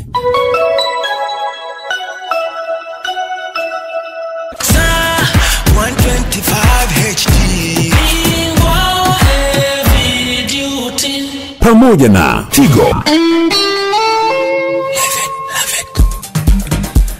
Tigo Pesa hatupoi, kila siku tuna jambo jipya. Kama wakali wa hizi shughuli za miamala ya kidijitali tumekuletea Tigo Pesa Rafiki, huduma ya kwanza kabisa Tanzania ambayo inakuwezesha kuwezesha wewe mteja wa Tigo Pesa kukamilisha baadhi ya miamala yako kupitia WhatsApp. Tunasikilizana vizuri. Tunasikilizana vizuri sana. Inakuwezesha wewe mteja, of course, mteja wa Tigo Pesa kukamilisha baadhi ya miamala yako kupitia WhatsApp. Nimesema WhatsApp. Hii tunayojua sisi wenyewe WhatsApp. Sasa hivi unaweza ukafanya miamala kadhaa ikiwemo kutuma pesa, kulipa bill, malipo ya serikali na malipo ya huduma na bidhaa, yani lipa kwa simu. Okay. Umenielewa? Kupitia kwa nini? WhatsApp. Kwa mteja wa Tigo Pesa kufurahia huduma hii, hifadhi ama save namba ya Tigo Pesa Rafiki ambayo ni 0675300300. Hiyo ndio namba ya Tigo Pesa Rafiki ambayo unatakiwa kuisave. 0675300300 kwenye simu yako, na halafu tu maneno mambo bas au hi, msalimie tu ili akujibu. Kwenye WhatsApp kama ambavyo na save namba ya mtu mwingine.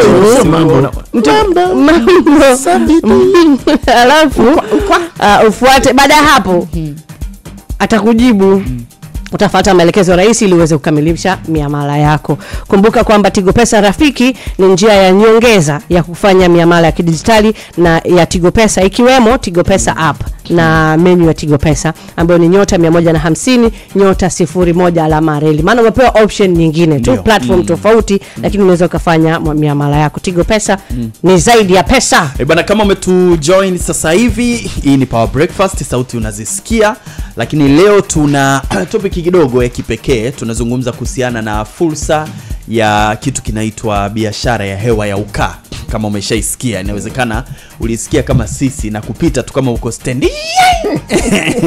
Kwa leo tulipata bahati ya kupata wadau wetu wawili ambao tupo nao hapa studio, wanatupitisha kwenye shule ya biashara ya hewa ya Ukaa, namna ambavyo inafanya kazi, fursa zake zikoje, lakini mkubwa zaidi ni mchango wake kwenye jamii, umuhimu wake ni nini na mambo kama hayo. Asa waambie pia maana hewa ya Ukaa mtu anaweza kadhani inatoka kwenye feni, ndio kwamba haelewi. Hewa ya Ukaa maana yake ni tunasema mazao ya misitu maana tunasema kwanza tunasema shughuli za kibinadamu ambazo sisi tunazifanya zinazalisha carbon, hewa ambayo sio inachafua dunia. Haitakiwi carbon dioxide. Yes. Sasa kinachotokea ni kwamba tunapotunza mazingira kupitia miti na vitu kama hivyo, kuna utaratibu ambayo ile inakwenda kusafisha mazingira, umeona na kutengeneza msingi ambao dunia inaendelea kuwa rafiki kuishi. Sasa kuna utaratibu hapo katikati umetengenezwa kukupa wewe motisha ili uweze kutunza miti ambayo inafyonza sumu, mfano wa sumu manake, si ndio? Alafu yenyewe inatupa sisi oxygen. Sasa manake tunashinikizwa tuendelee kuitunza miti kama mapafu ya dunia. Sio tunashinikizwa, tunahamasishwa. Tunahamasishwa. Ndio maana kuna maokoto yamewekwa hapo. Tunahamasishwa kuitunza miti kama mapafu ya dunia, lakini sio tu kuitunza kwa sababu ya kufanya dunia iwe ya kijani. Kuna mpunga, kuna mpunga unatoka. Maokoto ambayo mimi nilidhani ni miti yangu mitatu. Hapo ndio ulipokwama sasa. Hela. Nikaambiwa sio. Kwa maana yake ni kwamba mpaka iwe jamii, maana miti iwe mingi. Yes. Na wakati nazungumza na off record nilikuwa napiga story kidogo na profesa. Kuna vitu vizuri sana ameniambia. Kwa sababu nilimuuliza kuhusu, na nadhani atatuambia vizuri kwamba kama ni kijiji, kwa mfano unajua ile kuna ile misitu ya kijiji. Maana yake ile kuna utaratibu ambao pesa inatoka na kwenda kwenye kijiji pale. Nikamwambia unafanyaje mtu mimi mmoja. Kwa sababu misitu kuna misitu ya kijiji na kuna misitu ya serikali kwa maana zile hifadhi kubwa. Sasa nikasema kwa mfano tuchukue huu msitu wa kijiji. Unafanyaje mimi mwana kijiji mmoja nipate faraja, kwa sababu hela haijaingia mfukoni mwangu moja kwa moja, lakini imeingia kwenye kijiji. Uweze kutambua kwamba zimeenda wapi. Wakasema mosi, kuna project zinafanyika, inaweza ikajengwa zahanati, ikajengwa shule, ikafanya nini, lakini pili kuna vitu ambavyo pia vinamgusa mtu mmoja. Ametolea mfano mpaka bima ya afya, kwamba unaweza ukatengeneza utaratibu wa bima ya afya ya kijiji. Sasa hiyo inavyotakiwa kuwa. Tutamuuliza kama kuna kijiji hawezi kujua. Yeye wao wanatoa fedha. Mfano fedha fedha zinatoka. Lakini nani mwana kijiji gani anajua kwamba kuna hela ya biashara hii imeingia? Ngoja sasa tutaendelea naye. Tunaye bonge hapa sasa hivi online, tunaye bonge online hapa. Bonge, good morning. Naona tumekuweka sana. Unajua professor tutaendelea naye. Mvua huko. Basi jinsi nilizana vipi jua huko. Leo vipi mvua huko? Una mipapai mitatu? Mvua iko kubwa. Iko inanyesha ya kutosha. Hata huko maeneo ya Goba, Mbezi Mwisho, kote Madale naona hiki kifusi chini cha siku mbili, si cha wiki. Itakuwa wewe unakiona itakuwa ni cha muda gani? Kwa sasa hivi kilipo kinawezekana sasa cha masaa 24. Sasa sijajua kama takuwaje baadaye. Tutajua kama ni cha wiki au cha muda gani. Sawa. Masudi, unauliza na mipapai? Una mipapai mingapi? Mpapai kwa mmoja tu. na Feta alinifundisha, maana yake unajua Feta ni mtaalamu. Akaniambia kitu kikubwa ni upana wa lile shina. Sasa mimi shina la miembe ile mitatu ya bimu kubwa ni mikubwa sana. Lakini mpapai shina lake lina upana gani? Mpapai utoboi. Mimi na migomba rafiki yangu, fikiria shina la mgomba. Hamna kitu. Migomba ile pale sina katwa tu, sio muda. Inatakiwa ile miti ambayo inakaa. Inaishi. Hai bonge tupeleke. Leo kama sasa alivyosema anataka tukifunge shule la laini, ila ni kwamba mdau nilikuwa napiga na historia ananiambia unajua zile vitabu vya kila Ijumaa watu wanavichukulia poa. Lakini ni kitu muhimu sana kusikiliza, na akatolea mfano pia wa vipande 22 vya keki. Ila akanipa historia yake, nikasema hii hebu ngoja tushare na wadau wengine ili tuone, je, wewe katika kusoma kwako kama ni arts zote na nini umefaidika na nini? Ngoja tumsikilize pale Damari ya mtatu. Katika kusoma kwangu na kitu ambacho nilikisoma ambacho kilinipa faida baada ya kufanya majaribio. Ulisoma kwenye nini hicho ulichokisoma? Sasa kumbukumbu yangu sio nzuri sana, ila nilisoma kwenye kitabu, sikumbuki ni kitabu gani. Ila ni vitabu vya chakula. Mimi napenda sana mapishi. Katika kusoma kwamba faida ya kitu hiki pamoja na kupika au kukitumia kwenye mapishi pia ni matibabu. Ni kitu gani? Ambacho ni siki vinegar. Nikisema vinegar naona watu wengi wataelewa zaidi. Siki unajua sisi watu wa zamani ndio tunajua za mbilimbi zile nini. Za mbilimbi na nini tulikuwa tunatengeneza siki tunaanika juani. Nikasema kwamba vinegar ni dawa ya fangasi. Ulijaribu kusoma ingredients zake hizo siki wakati ulipata kama ni dawa? Sikujaribu kusoma, yaani sikukumbuka sana. Kwa sababu kumbukumbu zangu nilipata tatizo la fangasi kwenye familia yangu. Mtoto wangu tulitibu sana fangasi, kuhangaika kwa madaktari bingwa ngozi nini, fangasi za nje zinazoonekana. Maana alimeza sana dawa. Nikasema mimi sio, nikamwambia mwenzangu, nikamwambia bwana, mimi nilishomaga siki ni dawa ya fangasi. Akaguna. Nikamwambia sasa kwa sababu mtoto kaishameza sana dawa na kaishatibiwa sana, hebu ngoja mimi nifanye majaribio kwa mwanangu. Kabla hujaendelea Mariam, siki tukiweka kwenye labda mboga hivyo kwenye kachumbari zile huwa inasaidia nini? Yani faida yake huwa inasaidia kuua bakteria ambao hatuwaoni. hata kusafishia hizo kachumbari kabla ya kukata nyanya nini, unasafishia matango vizuri tu. Okay. Baada ya kusafisha ile awamu ya kwanza, usafisha awamu ya pili. Inasaidia kuwa vimelea.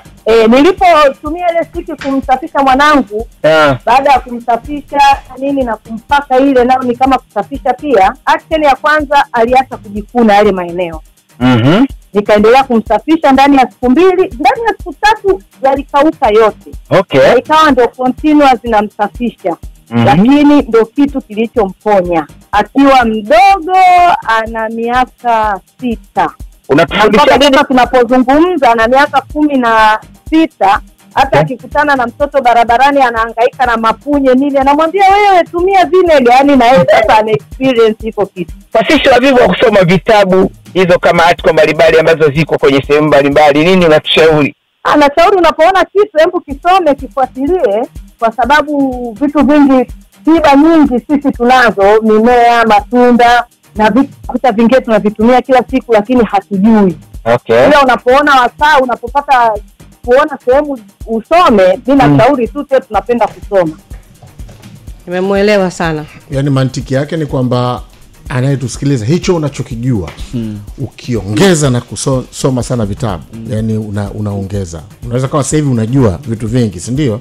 Yaani ukiongeza na kupenda kusoma utajua vitu vingi sana. Kabisa, na unakuja na practice katika maisha vinakwenda. Sisi tutaendelea kuwaletea waandishi, si ndio? Kila Ijumaa. Na jana tulikuwa nimependa wazo la, tulikuwa katika mkutano wetu, na nafikiri kijana nitakupeleka nje. Nafikiri nitampeleka Feti nje. Hata kama wazo la nyumba, nitampeleka Feti nje. Kwamba pia tutaanza kualika watu waliosoma vitabu. Ndio. Yaani pamoja na kwamba waandishi leo wanatuandikia vitabu, tunawaleta hapa, lakini tutaanza pia kuwaleta watu ambao wamesoma vitabu. Anaweza akasema kitabu changu pendwa au kitabu changu bora, nani muktadha wa kile kitabu, si ndio? Na kama ni kinapatikana hapa, maana siku hizo vitabu vya nje pia sisi vingi vinapatikana kwenye mtandao online, unapata kununua, si lazima uende nje. Mbona? Kwa hiyo tutakuwa pia tukileta watu namna hiyo ambao wamesoma vitabu mbalimbali. Unajua KP, mimi na kitabu kwa mfano Men Are From Mars, Women Are From Venus. Kile kitabu mimi nimepata shule kubwa sana. Sasa unajua kwamba ya kuelewa upande wa pili. Kaandika kitabu ambacho kinasema yani hao wanawake na wote wametoka hapa, yani deal with it. We are all from Mars. Bonge, wewe una kitabu gani ambacho ulikisoma ambacho unaweza kutuambia hapa kwa dakika chache? Mimi nazikumbuka sana zile vya marehemu Musiba, vile njama. Marehemu nani? Angalau nakumbuka. Marehemu Musiba. Ndio najua kilikuwa mdogo sana. Nani Musiba? Si ndio? Mmoja mkongwe sana, alikuwa andika vitabu vizuri sana. Kiswahili. Kama Kikosi cha Kisasi. Yes. Kwa mimi na wewe Feti hatuwezi kuwajua waandishi. Nani kwenye unajua swali kamera unapomuuliza bonge, unapomuuliza mtu kwenye redio ya taifa kama hii. Alafu unajua uzuri, yani unajua nakupa bonge, hata kama ungekuwa hujasoma hicho kitabu ungesema tu na nimesoma kitabu cha Craig David kinaitwa The Wind of the West. Anamjua nani? Anajua. Unaona kweli? Nimeshakuuliza kinahusikana nini? Utatuambia. Johnson nimemsoma na huyu Patrick Lovers. Maana yake aukote majina ya kizungu. Wewe unataja Derek Domford. Yes, kitabu hiyo inaitwa novel sometimes. Hivyo kitabu. Kitabu Kiswahili kinakuwa kitabu Kiswahili inaitwa novel. Sawa bonge, tunakupenda. Bwana Studio. Hivi chupa mgonjwa turudi na uji umejaa vile, wewe unaelewa nini hapo sasa? Power Breakfast. Habari, naitwa Mshama, mkuu wa kitengo cha huduma za kifedha na malipo Tigo Pesa. Tigo Pesa tumekuwa mstari wa mbele kufikisha huduma za kifedha na za kibunifu kila kona ya Tanzania. Ili kuendeleza dhamira yetu ya ubunifu, tumekuletea Tigo Pesa Rafiki, huduma ya kwanza kabisa Tanzania inayomwezesha mteja kukamilisha baadhi ya miamala kupitia app ya WhatsApp. Tunaamini huduma ya Tigo Pesa Rafiki itarahisisha maisha ya wateja kwa kuongeza hamasa ya kufanya miamala kidigitali, ikiwemo kutuma pesa, kulipa bili, malipo ya serikali na malipo ya huduma na bidhaa kupitia lipa kwa simu. Kutumia huduma ya Tigo Pesa Rafiki, mteja anatakiwa awe amesave namba ya Tigo Pesa Rafiki ambayo ni 0675300300 na kuanzisha mazungumzo ya kwanza kupitia WhatsApp ambayo yatamwezesha kufuata maelekezo maelezo kirahisi ili kukamilisha miamala yake. Tigo Pesa ni zaidi ya pesa. Boda boda frani na beba bonge la mzigo ina city frani za kujiachia. Boxer 125 HD Bingwa heavy duty, ina ubora wa kutosha kupakia magunia, alafu barabara zote inafukia. 30% ya mzigo unapakia. Boxer 125 HD bora inachanja mbuga, upatia sala sio tunakuzuga. Matengenezo chini ya 30% unaitunza. Boxer 125 HD Bingwa heavy duty. Tumeamua watoto wote ambao wameacha shule kwa sababu mbalimbali, tunawapa nafasi nyingine kurudi na kufanya mitihani. Shikamoo Mama Ibra. Marahaba, unatoka shule? Ndiyo. Haya, komaa mwanangu. Asante. Wao mwanangu. Nina umri wa miaka 18. Nimebeba mimba nikiwa form 3. Nashukuru Mungu, mama yangu na mlezi wa mwanangu hakunikatisha tamaa mpaka hivi sasa. Na pia nashukuru Mungu, Rais wa Jamhuri ya Muungano wa Tanzania kutoa fursa hii. Hapa ndipo sehemu pa kujirekebisha, kwa sababu huwezi kujua baadaye tunakuja kwa nani na kuwasaidia wazazi wetu kivipi. Nilikuwa nimekata tamaa kabisa, lakini mzazi alinipa moyo. Ndiyo, tushikamane kuwasaidia watoto wa kike kurudi shule, kwani elimu ni chanzo cha maarifa. Ujumbe huu umeletwa kwenu na TENMET, mtandao wa elimu Tanzania. Hawa Breakfast. Umekuwa ukisikia sana kuhusu Shell. Sawa, tumekuwa tukikwambia sana. Sasa hivi wamekuja na ofa kubwa kabisa ambao wanakuambia jibambe na Shell. Inafanyaje hii ama unajibamba vipi? Kila mara unaponunua bidhaa yoyote ile ya Shell Helix, iwe ni Shell Helix HX3, Shell Helix HX5, Shell Helix HX7, Shell Helix HX8 ama Shell Helix Ultra, unakuwa unapata zaidi ya kile unacholipia. Yani maana yake unakuwa unapata oili bora kabisa na zawadi ya vocha yenye thamani ya shilingi 1500 papo hapo kwa kila chupa ambayo utakuwa unanunua. Na hii promotion ni kuanzia tarehe 28, maana yake imeshaanza mwezi wa 10 na itakwenda paka pale ambapo promotion itakapoisha. Vigezo na masharti vitazingatiwa na zinasambazwa na Vivo Energy Tanzania kupitia mawakala wake kote nchini. Shell, chaguo la mafundi bingwa kote duniani. Dakika 10 zimesalia uweze kufika saa 2 kamili za asubuhi. Tangu saa 12:30 katika kaka kuona pale tumeanza mazungumzo yetu na Profesa Yves Hausa ambaye tuko naye hapa, mtaalamu pia lakini fanya biashara wa masuala ya carbon credit ama hewa ya Ukaa. Tumeanza kuzungumza hapo mwanzoni. Kulikuwa kuna swali ambao umeuliza Siza ambao kwa nataka lieleweshwe vizuri zaidi. Yes. Unalikumbuka? Kuhusiana na jamii. Kuhusiana na jamii, jinsi gani mfano wa jamii kwamba professor of course of air we're talking about how the community in terms of the payment structure, because the big the overall goal is to ensure, you know, look after environment, we don't cut the trees and such kind of things. The incentive is the money part, right? Then I wanted to know, like, if it's a village and there is a forest, village forest, right? That means money goes to the village. Yes, exactly. But still the role of looking after the forests is community, both community and individual, right?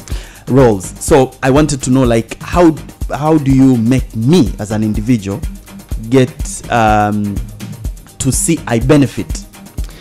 Forget about together with the community benefit, not the collective benefit, individually, but how do I so benefit? the individual benefit, in fact, village councils are having the hand on the decision, so they can take the decision on how they do invest the money. and generally they share between collective benefits and some individual benefits. Okay. But I think the best example that we discussed earlier is really this issue of health insurance, NHIF. If you are able to provide NHIF to every household in a village, including the poorest one, and if they start to understand that if they are able to send their children to the dispensary without having to face the cost, it's because their forest is standing. This is how you are incentivizing them to understand that, okay, if we keep this forest, we might have direct benefits for us individually. So that's an example. Before Masood Kipanya help us to translate, do you go far to to look after the funding? In terms of if you have given, let's say, X amount of money to the to monitor X amount of money to the maybe village council, do you monitor the cash flow to ensure that it's not only monitoring, it's accompanying and it's building capacity because there is a need of capacity building in that field. But generally, don't forget that of course this is going as well with the collaboration with the government, and TAMISEMI is playing a big role at that level. They are really an important stakeholder in the system, and they are accompanying as well the village. So I would say that generally you can really try to accompany them so that they learn how to use these funds, because where you're right is that it's a change very important from day 1 to day 2.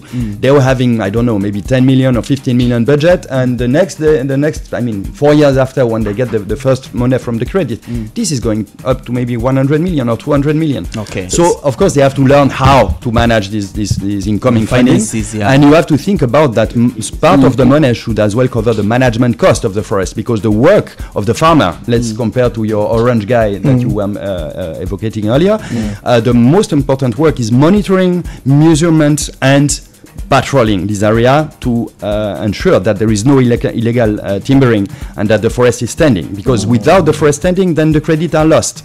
And don't forget something, with the satellite imagery today, you cannot hide any kind of deforestation. You see everything. So this is how they control. They check through satellite imagery to ensure that your declaration are right. You say, my forest is standing. They will say, okay, we trust you, but we will check. Masudi, kama nilivyoelewa kwenye tafsiri, nataka kujua sasa kwamba pamoja na kwamba yani hizi ni fedha ambazo zinakwenda kusaidia jamii, lakini nataka kujua kwa mtu mmoja mmoja faida anaionaje. Sasa profesa anatuambia namna ambavyo hizi ni fedha ambazo zikienda katika mfumo wa kijiji ama ile jamii zinaingia zaidi kwenye huduma za jamii. Akatoa mfano wa bima kwa mfano kwa kila kaya, si ndio? Lakini hiyo ni inavyotakiwa kuwa. Ndio maana nikasema mimi kwamba hii ndio inavyotakiwa kuwa. Yani kuna ilivyo maybe we should ask a professor, is there like right now the villages that you can say it is happening as one example, and what are the practical examples? No, there are not one, there are a lot of villages. There is I don't get the exact figures in mind, but there are several villages in Tanganyika district, in Takata Mountains, I think at least 6 or 7. There are villages in Makame WMA that are benefiting as well. There are villages in Yaida Valley that are benefiting as well, and I know that Carbon Tanzania is just establishing now a new project that is covering the Selu-Nyasa corridor, the land in between Selu Game Reserve or Nyerere National Park and the boundary of Mozambique. So in fact, there are dozens of villages who are already benefiting from this. Now the challenge is how do you scale up and how you make it nationwide so that it's becoming something that really will support the country. And I think there the most important challenge is building capacities. There is a need to build the capacity.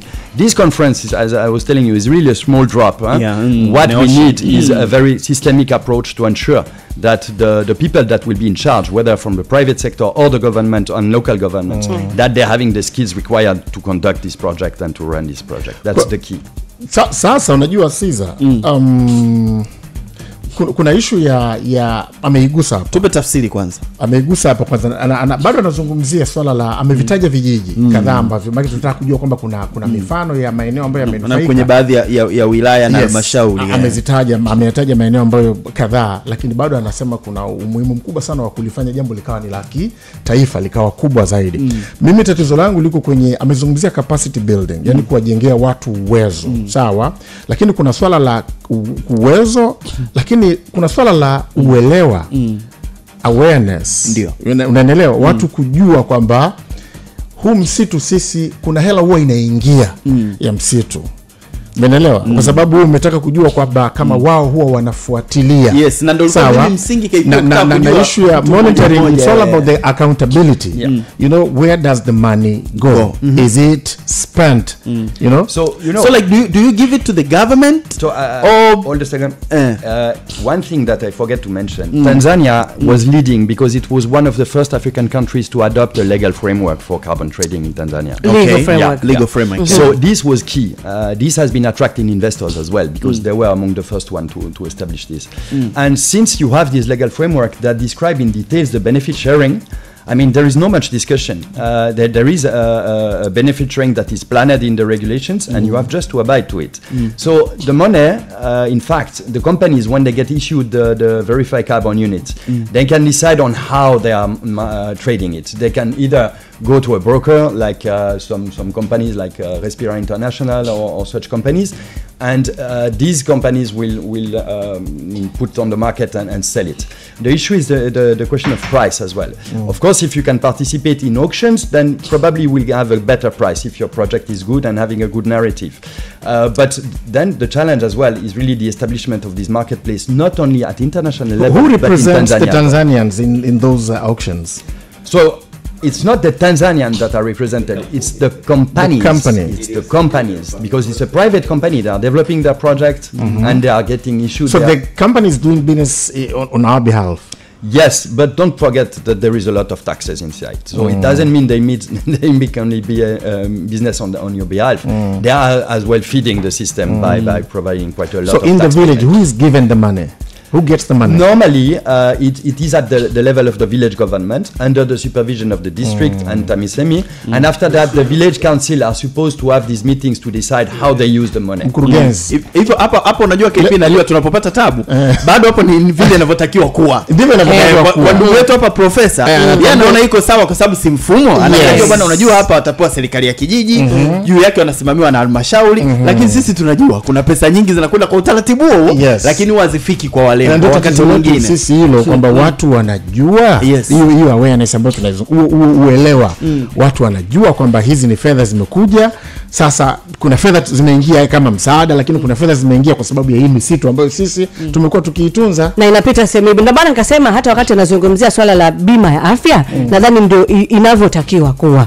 Lakini ndio ilivyo, kwa sababu kuna kipindi hapa pia tulishawahi kuzungumza either kwenye mentions ama ilikuwa ni news, nilikuwa nasikia kuna kijiji fulani kilikuwa kimepata hizo pesa. Umeelewa, lakini zimefanywa nini? Ilikuwa ni Katavi, right? Yes, nakumbuka vizuri sana. Tulisema Katavi wanakijiji wanajua. Wanakijiji wanajua na inawafaidisha vipi? Je, wao pia kama uongozi wameangalia hili swala lipo propose la swala la bima ya afya? Kabla hatujapinduka, kwa sababu naona kama ni kitu kizuri sana. Kuna hatari moja kabla hatujapinduka. Hela ikitoka hela ya kodi kwa mfano inafahamika. Haya ni maokoto ya tozo, sawa? Haya ni maokoto ya kodi, si ndio? Hii ni hela ambayo imetoka serikali kuu imeshuka huku. Lakini manake ni kwamba wote mnaitolea macho. Lakini hela ya misitu nani anaijua? Na wahuni ndio wanapita kwenye wangapi wanajua? Inawezekana kuna kikundi cha watu 6 tu kinachojua. Na kitu kikubwa ambacho kwenye hii biashara ambayo sisi tumezaliwa vijijini, namba moja ni kazi za community. Mbali na zile era ambazo zinaletewa, ile taasisi ambayo imesajiliwa pale kufanya biashara inalazimika ifanye kazi za community. Shule iwe nzuri, kuwepo maji, kuwepo bima. Yaani sio faida. Anayefanya hivyo anakuwa inajenga ile taasisi kama kampuni, kama yani sio serikali ya kijiji. Hiyo kampuni lazima ifanye kazi za community. Na inafanya hivyo. Sasa hivi kuna mifano hiyo taasisi kufanya hivyo. Wanafanya nani wanafanya kazi hizo nzuri sana. Kwa mfano kama Tanzania Carbon wamefanya, mimi nimeenda Makame, wanafanya vizuri sana. Makame kwa sababu nimekaa Manyara kama siku 14. Makame ni kijiji. Ni eneo. Yaani mpaka pale mwenyekiti wa kijiji pale, yani kampeni ni zaidi ya nani? Ya ubunge. Tutakuja kuongea zaidi. Anaitwa nani? Rahim. Tutaongea saa 2 na dakika 1 hivi sasa. Hii ni Power Breakfast. Good morning. 986 Clouds FM Mara. Yawa Clouds 2023 sababisha. Nasemaje? Dishi limeyumba, ndo maana jepesi. Sasa unapata kisimbuzi na dishi toka Azam TV kwa 1099 na kwa kisimbuzi bila dishi ni 1055. Punguzo hili kubwa ni kuanzia tarehe 1 Oktoba mpaka tarehe 30 Novemba, na ndio maana tunasema Azam TV na bado Azam TV. Joy changamka, ufanya miamala na sim banking uweze kushinda. Sio simu tu, kuna Toyota Crown na Vanguard, fanya miamala kibingwa. Hizi dakika za mwisho usikubali kupitwa na sim banking,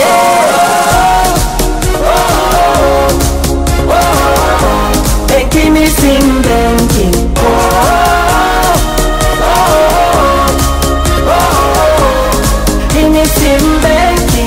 Minato Rayvani. Bana, hizi ni dakika za mwisho. Fanya miamala kibingo kupitia sim banking, uchomoke na smartphone kali, Toyota Crown au Vanguard mpya.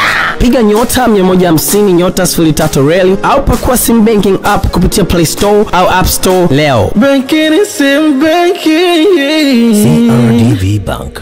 Tunakusikiliza. Africa's biggest football clubs, Africa's biggest football stars, our culture, our people, our vibe, our joy, our style, our celebrations. It's 23 days of Champions football action, plus $14.4 million in prize money. Catch all the games, streaming at www.AFL Africa and on FIFA Plus. The game starts Friday, October 20th, to the finals on Saturday, 11th of November. The African Football League, our game, our home, it's Africa's time. Now let's shine together.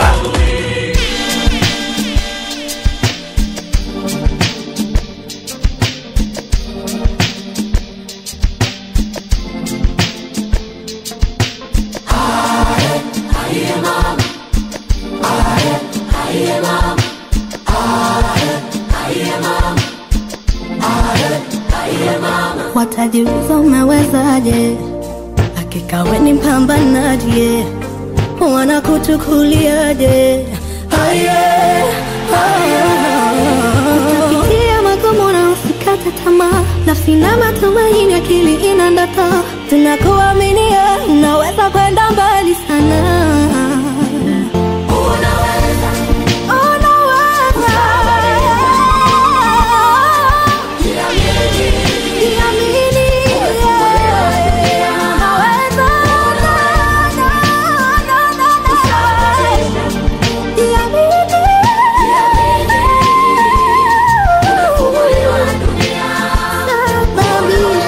Clouds 2023 sababisha. Can we skip to the good part? Bila kupepesa macho, bila kupindisha maneno, acha fukuto lako litokote. Hello. Tokota. Naitwa Mama Davisi, niko Chamazi. Nilikuwa nauliza sasa, hiyo biashara ya hewa kwanza unaichotaje na unahifadhi vipi? Ndio swali langu. Mimi naitwa Frank Mwita, niko Tunduma huko. Poni imesema imefanya kazi na watu wa Manyara na Katavi. Swali langu nikajiuliza, maana mimi nimepita sana mikoani hapa, lakini hamna sehemu nimeona miti mingi kama Mafinga na Njombe na baadhi ya maeneo ya Mbeya. Nikataka kujua wamefanya kazi na hao watu. Swali lingine nikataka kujua, kwa mfano wanalima miti ni kwa kiasi gani au ni eneo la ukubwa gani ambalo anaweza kuanza nalo mtu ili akanufaika nalo, yani kama ni ekari 1, 5, 6, 7 na naweza hiyo ukubwa hiyo eneo linaweza kukusanya hiyo hewa kiasi gani? Mimi naitwa Ladislaus kutoka Morogoro huko. Mimi nilikuwa nataka wataalamu watuelezee labda jinsi gani inavunwa na matumizi yake baada ya kuivuna. Naitwa Elia Mgina, napiga simu kutoka Njombe 92.7. Nilikuwa naomba kuwauliza watu wa carbon kwamba wanawezaje kuwashawishi wananchi ama jamii kwamba carbon ina faida kuliko uvunaji wa mbao pia na uchomaji wa mkaa katika misitu hiyo ambayo wao wanasema kuna uwezekano wa kuvuna carbon. Na usandozela na kushikana moja Tanzania. Tatizo hili ya hali ya ukaa ni tatizo ambalo of course limekuwa likisumbua sana dunia kifupi, na tatizo ambalo sasa linatakiwa lipatiwe ufumbuzi. Ufumbuzi wenyewe ni pamoja na NGOs pamoja na serikali kwa kushirikiana na stakeholders wengine kutoa elimu inayojitosheleza kwa wananchi kwa ajili ya kutatua tatizo hili. Asante, mimi naitwa Fursa. Napatikana Ilemela, Mwanza. Karibu kuangalia nyuma kidogo na kipindi cha upandishaji miti katika kila vijiji. Kuna magari yalikuwa yanatoka wilayani yanakuja vijijini yanapeleka kwenye shule za msingi, kila mwanafunzi anapewa mpenda kupanda nyumbani. Huu uwekezaji upandaji miti tunajaribu kuangalia na kizazi kidogo hiki, wanafunzi wadogo hawa tunawapa miti na unampa maelekezo, anaenda anapanda, walimu wao kwa upendo wanapitia, wanaenda kuangalia miti. Nadhani hili swala tutafanikiwa. Kevin kutoka Bukoba. Kevin Karikari kutoka Bukoba. Hapa swali langu napenda kumuuliza, ukija kama Bukoba kwa mfano kuna misitu mingi, na misitu hiyo vipi wananchi wa Bukoba wananufaika nayo vipi kuhusu hiyo na hewa ya kaboni? Charles Edison natokea Moshi Kilimanjaro. Sasa hiyo kaboni jinsi walivyozungumzia, wanaongelea kwamba masuala ya kuwa na misitu wananchi watanufaika vipi, kwa sababu wamesema ni biashara. Kwa hiyo biashara inafika vipi kwa wananchi? Naitwa Naumu Filipo, napatikana Usariza, Arusha. Mimi kaka Masudi, shida yangu ni moja, ni kwamba tunakuwa na viongozi ambao sio waadilifu.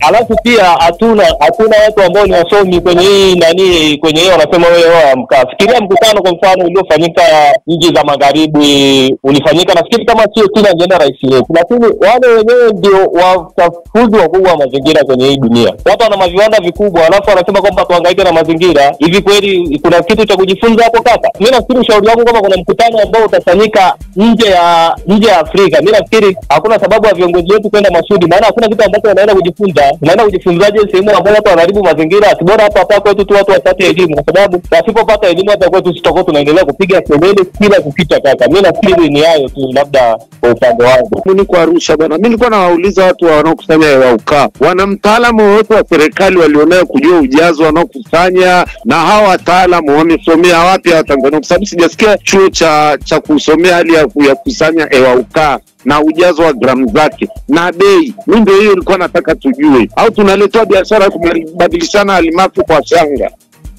Haya.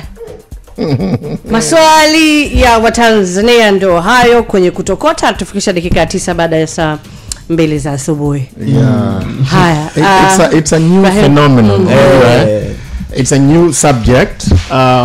Most of the people most were comments, but the questions mostly were about how do you get that out of those trees? How do you extract? And you tried to answer that at the beginning. Yeah. But others, one wanted to know if he needs to benefit as an individual. What should be the size of the forest? A reasonable size of the yes, forest. You say 3 mango trees. There is nothing. But how big should the forest be? So in fact, there is no straight response to that. It depends on the type of forest, because some forests are storing much more carbon than others. If you go in the Uzambara, in the mountains, this is rainforest mountains are very, very good at storing mangroves as well. So if you look at those type of forests, maybe with some, I would say maybe some hundreds hectares, you start to get something. But it's a fact. You need land and you need space. And in fact, don't forget that Tanzania is having between an estimate of 42 million hectare forest. So you have the asset. The asset is there. Then the challenge is how you ensure that the asset is maintained. And that's where the carbon credits are coming. This is an incentive for people to try to manage properly this forest so that we store in a long term this carbon. And that's how the system should operate. Because if we don't have these incentives, you have seen the news, you are news people, you know it better than us. They just make a conclusion just before the COP28 that we are lagging behind our objective in terms of reducing deforestation. And we have a problem of funding for this fighting against the deforestation. So that's where the carbon credits are playing a very important role to bridge the gap between the finance required to manage properly this forest and to stop these deforestation rates that are still very high and too high compared to our objective and our scenario where we would like to maintain a world where we can still live in some decades, you know. Kwa maana yake ni kwamba sisa yani hapa sio manufaa ya mtu mmoja mmoja. Kwa sababu ili uweze kupata hizo tani fulani za carbon ambazo zimefyonzwa kwenye hizi forests, manake tayari tunazungumzia ni msitu mkubwa ambao mingi misitu ni ipo kwenye serikali ama kwa vijiji, si mtu mmoja mmoja, lakini mtu mmoja mmoja anaweza kafaidika baada ya sasa hizo incentive kushuka na kufikia kwake, kama sasa kutengeneza mifumo mizuri ya bima ya afya ama kutengeneza mifumo mizuri ya mtu mmoja mmoja kuweza kufaidika kwa aina fulani, lakini sio kwa mtu mmoja, kwa sababu kusema hata sasa hivi mimi nataka nilime forest ama msitu nitengeneze, it will take you years kuweza kutengeneza mmoja, lakini nyingi zimekaa kwenye hii misitu ambayo ipo kwa ajili ya kuendelea kuitunza ama kwa ajili ya kuendelea kuiongezea, ambayo nyingi ipo chini ya serikali ama chini ya vijiji. That's what I see. Yani sio kwa mtu mmoja mmoja as individual, wewe mwenyewe ukaenda bana mimi nao msitu wangu. I mean we don't have that, sio? Yeah, lakini pia nimekumbuka swali moja, kuna mdau aliuliza kama anasema hapa maeneo yaliyotajwa, anasema anaona Mbeya, Iringa kuna misitu mingi sana, si ndio? Have you been dealing with those forests in Iringa, Mbeya? I mean, you should look at it on a kind of ecosystem approach. You are having this very large Myombo belt, Myombo woodland belt that comes from northwest, crossing most of the western part of the country and going to the south. All Ruvuma is Myombo woodlands as well. So in fact, the potential is not only in Iringa and Mbeya. Of course, these regions are harboring a lot of forest. But if you go to Rukwa, if you go to Kigoma, if you go to Katavi, if you go to Tabora, if you go to Namtumbo, Tunduru, Liwale, Lindi, all these places are having these large forests. Sasa Professor, sikiliza Professor.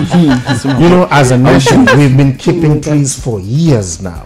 I need to know, how far back can you go in terms of calculating so that we can make money? That's quite impressive, but the problem is that the methodologies are evolving to bring more accountability, integrity in the system. So the methodologies are becoming more and more complicated, and you're supposed to collect your data with the same methodology, you know, to make them comparable. This is a basic in science. Who's supposed to do that?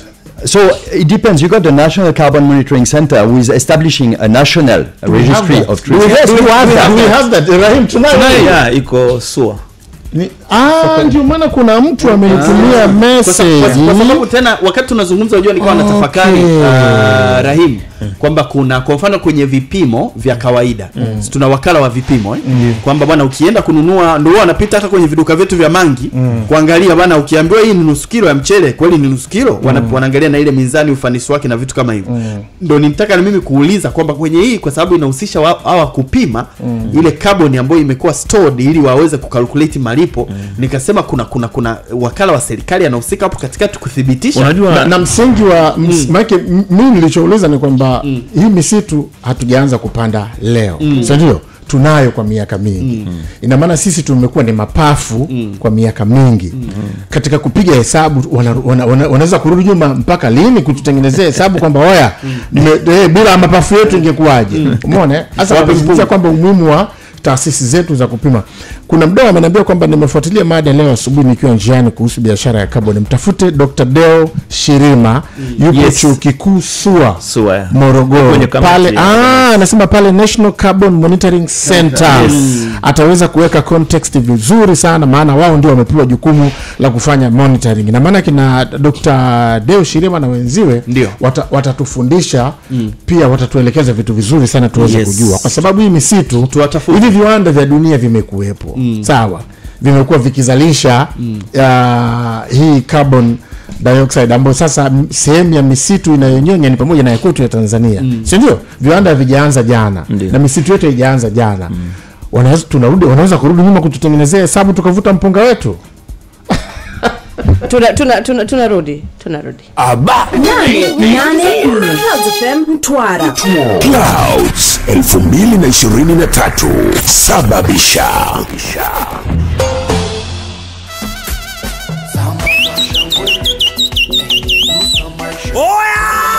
sasa nasemaje tunasambaza shangwe na kugusa maisha, maneno kidogo pesa mingi, miamala mingi. Vodacom wakiwepo shangwe alikosekani. Yaani unashinda hadi shilingi milioni 10, TV, smartphone, bodaboda, na sio hilo tu Asumani. Kwa kila muamala utakao ufanya, Vodacom watachangia watoto wenye uhitaji. Sambaza shangwe, gusa maisha. Sambaza shangwe na uguse maisha na Vodacom kwa kununua bando, kulipa kwa M-Pesa au kupakua mdundo DJ Mixes na upate nafasi ya kujishindia mpaka shilingi milioni 10. Boda boda, TV, smartphone, dakika na MBs kibao. Kila unaposhiriki, Vodacom itachangia watoto wenye uhitaji. Piga nyota 150 nyota 00 alama ya reli au tumia M-Pesa kushiriki. Vodacom, pamoja tunaweza.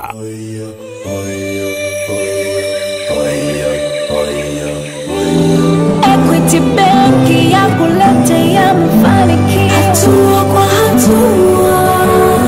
Nia na mira na mapambano, ndio jenga siku njema. Timiza ndoto na Equity Bank. Kufungua account ni faster, maisha zinasonga kirahisi. Tumerahisisha maisha na mafanikio, tumerahisisha mapambano. Equity Bank tumerahisisha. Kila siku tutakuletea huduma bora, huduma za kipekee kwenye simu kupitia app au USSD. Karibu memba Equity Bank, tumerahisisha. Una chombo cha moto kinachotumia petroli, vilainishi vyako ni quartz. Ni quartz. Na kama chombo chako kinatumia dizeli, vilainishi vyako ni rubia. Ni rubia. Quartz na rubia, hautofikiria vilainishi vingine. Tumia na wewe pia, utasifia, utatukubalia. Vilainishi vya Hypofuti 500. Kwa bajaji na pikipiki havina mfano. Chombo chako kitatumia mafuta kidogo. Total Energies ni wataalamu wa kutengeneza vilainishi vya vyombo vya moto kama mitambo, magari, pikipiki na bajaji vinavyokidhi viwango vya kimataifa kwa teknolojia ya kisasa na vilivyoidhinishwa na watengenezaji wakuu wa vifaa halisi. Total Energies, ubora wa hali ya juu na ufanisi katika utendaji kwa injini itakayodumu muda mrefu, ni hapa tu. Total Energy. Vitendawili ni vingi, hakuna wa kukutegulia mitego. Hapa ni kudonoa tu, kudonoa na kudadis. Tunadonoa na kudadis kwa hisani kubwa ya Vodacom. Pamoja tunaweza. Pamoja na karibu memba Equity Bank, tumerahisisha.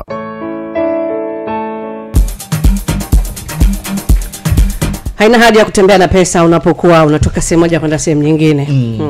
Siku hizi lakini kabari roba za mbao zimeshaishaga. Hamna tena, si ndio? Roba za mbao? Sema kuna zile utapeli wa hapa na pale. Unajua ni rahisi kuhisi zimeisha kwa sababu umeupgrade maisha, umepanda daraja kwenye maisha Kwamba sitembei kwa miguu katika vichochoro au umehama. Njoo kule. Umehama kule. Lakini hata kule si tunakuwa tunasikia hata kama haupo. Unasikiaje sasa wewe? Sasa mbona nao ni ukatili mpaka yani unajua kufunga mbao mkono afu unanipiga lobo kana ukinikaba hivi. Wengine walikuwa naika vimisumari vidogo. Utoi hela mnakuwa wabishi. Mnaanza kupaparuka. Kuna ndugu yangu mmoja alikuwa na pesa tena, alikuwa na 30 kwenye wallet.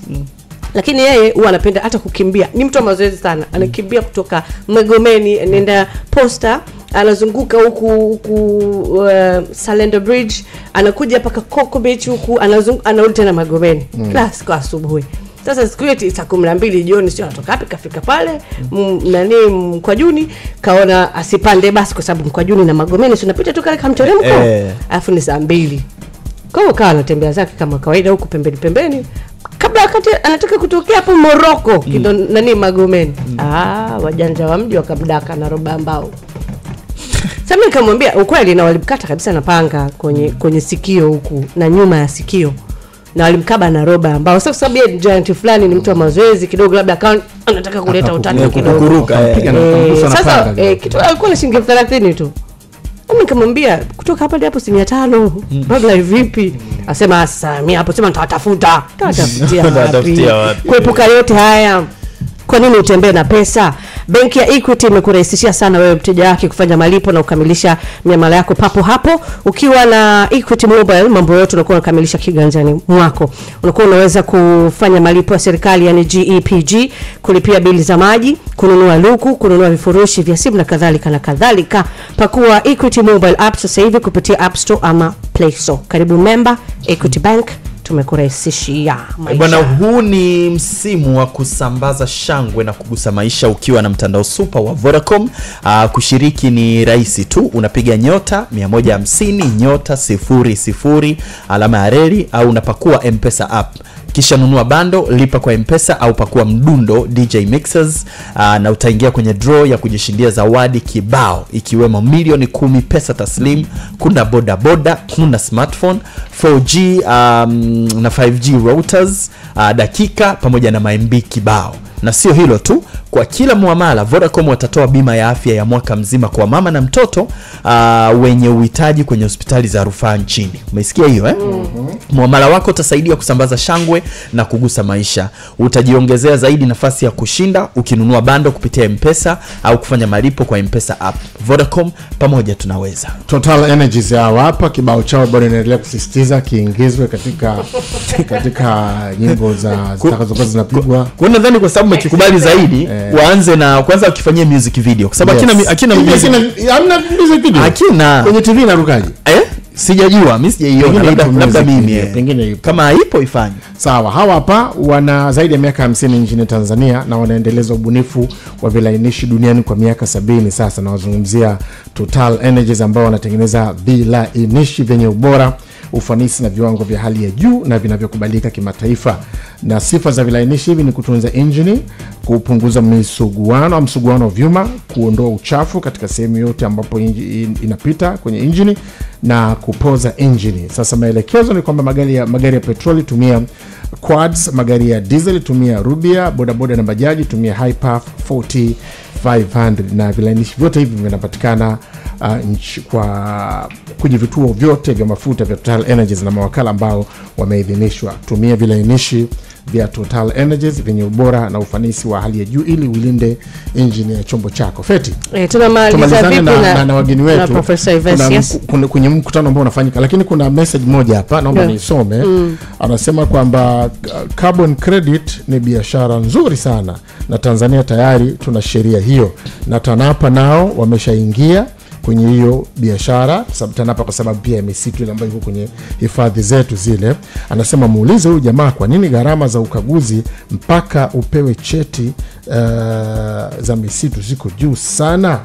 The cost of auditing to be certified is very high. Very expensive. Yeah. Why? Because it's a business. And who gives that those certifications? So normally you have several companies worldwide that are registered. Two of them will attend the conference, by the way, Vera, which is the leading one, and Gold Standard. And they will have representative at the conference. Okay. And these certification bodies, in fact, for instance, when we have the final evaluation after the 4 years period I mentioned earlier, it's not even Vera. They are contracting third-party institutions to conduct the audit. Okay. So in a sense, the system is just made that, okay, if you want accountability and transparency, you must have third-party stakeholders that are conducting these evaluations.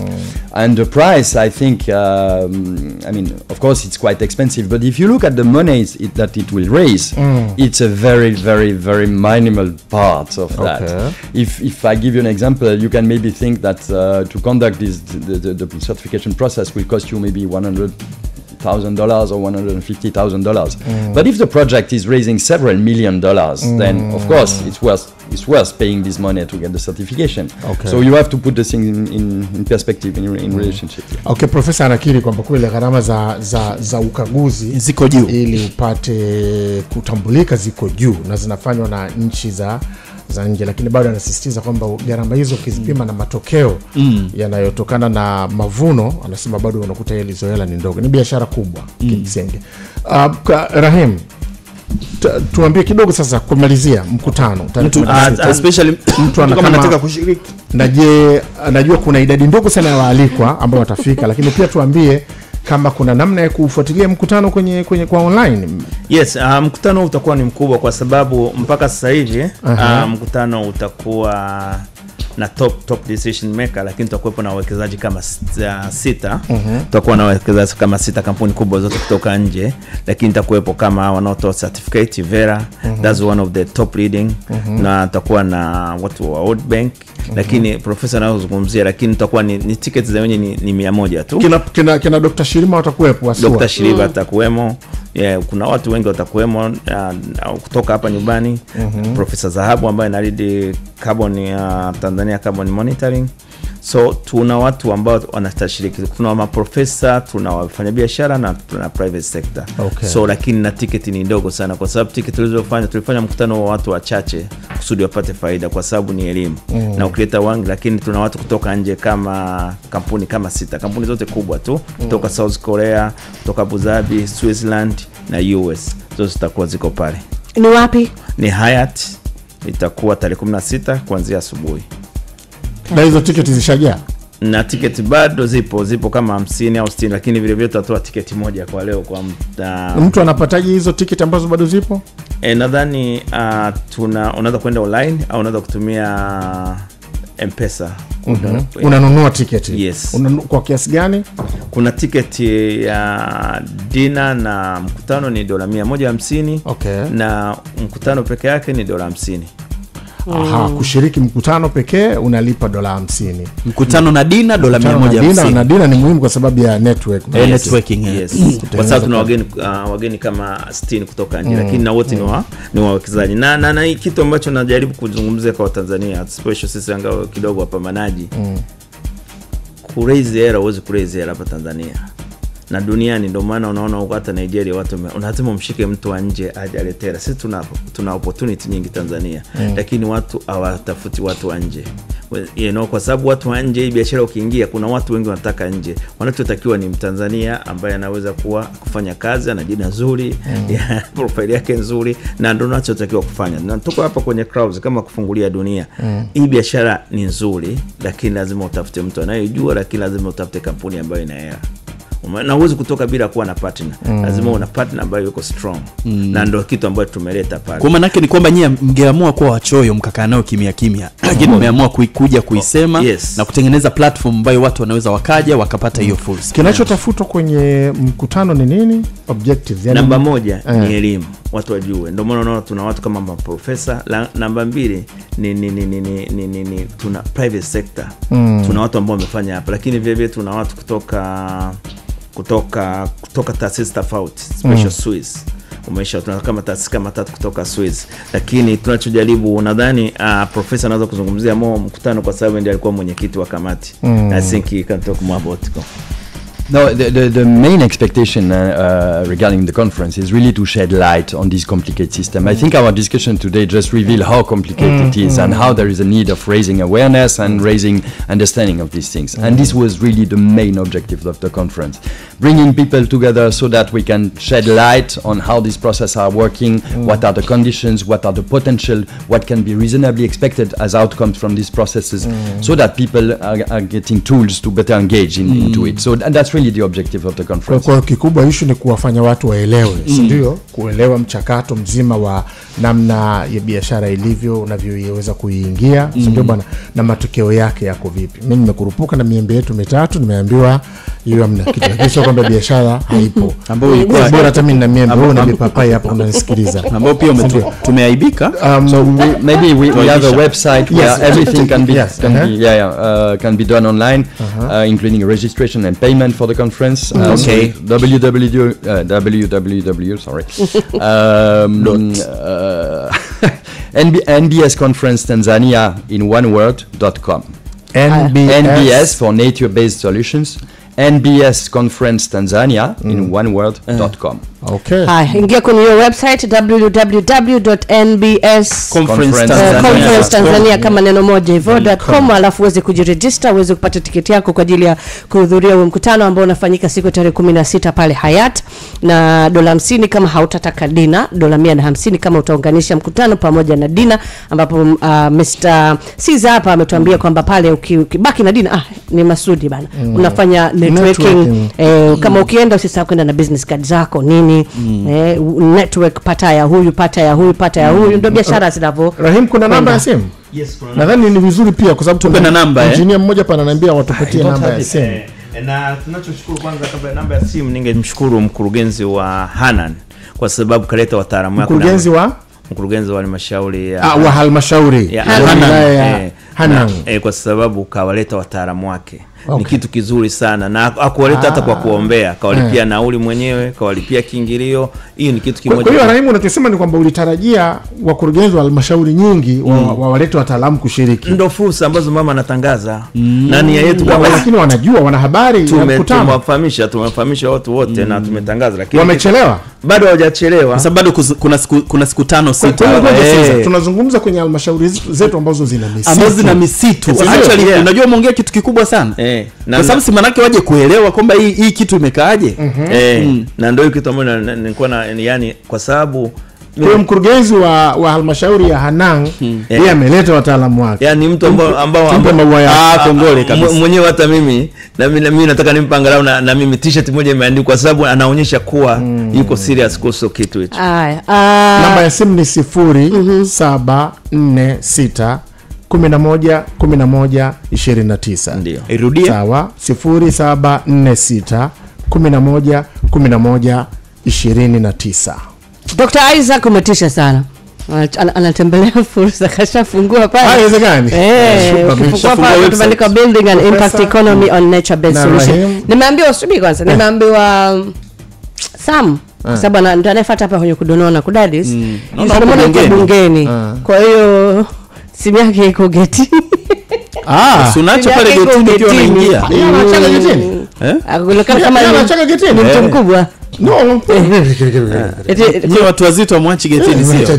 Producer anasema Professor Adono na kudadis. Professor, mpe magazeti. I'm going to read our newspapers today. Just the headlines. Hata simpe la Kiswahili. Kiswahili. Moja la Kiswahili, moja la Kiswahili. Uhuru liko wapi? Tuanze na habari leo. So you will be reading the headlines, Yeah. In Swahili. Mradi wa bomba la gesi Tanzania Uganda waiva. Makofi. Mradi umeiva.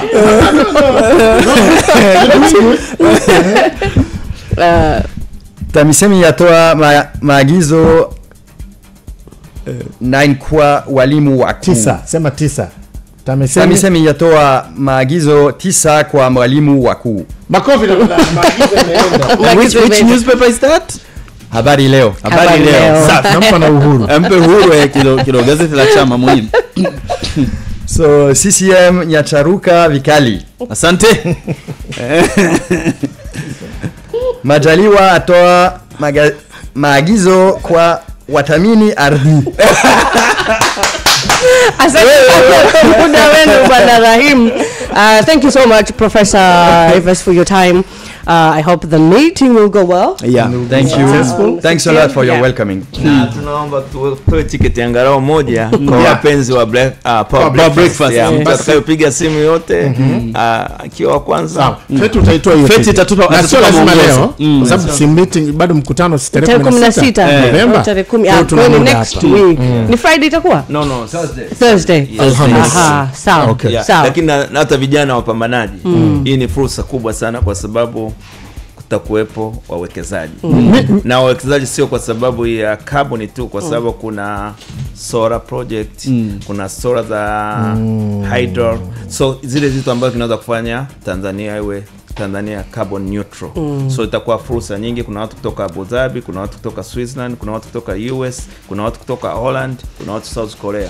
So ni fursa kubwa sana. Sawa. Ukiacha kusikiliza Power Breakfast wiki inayokuja hapa tena, itakuwa imekula kwako. Kwa hiyo tiketi moja ndio kama bi mkubwa miambi yake ni mitatu, lakini mtakuja nayo.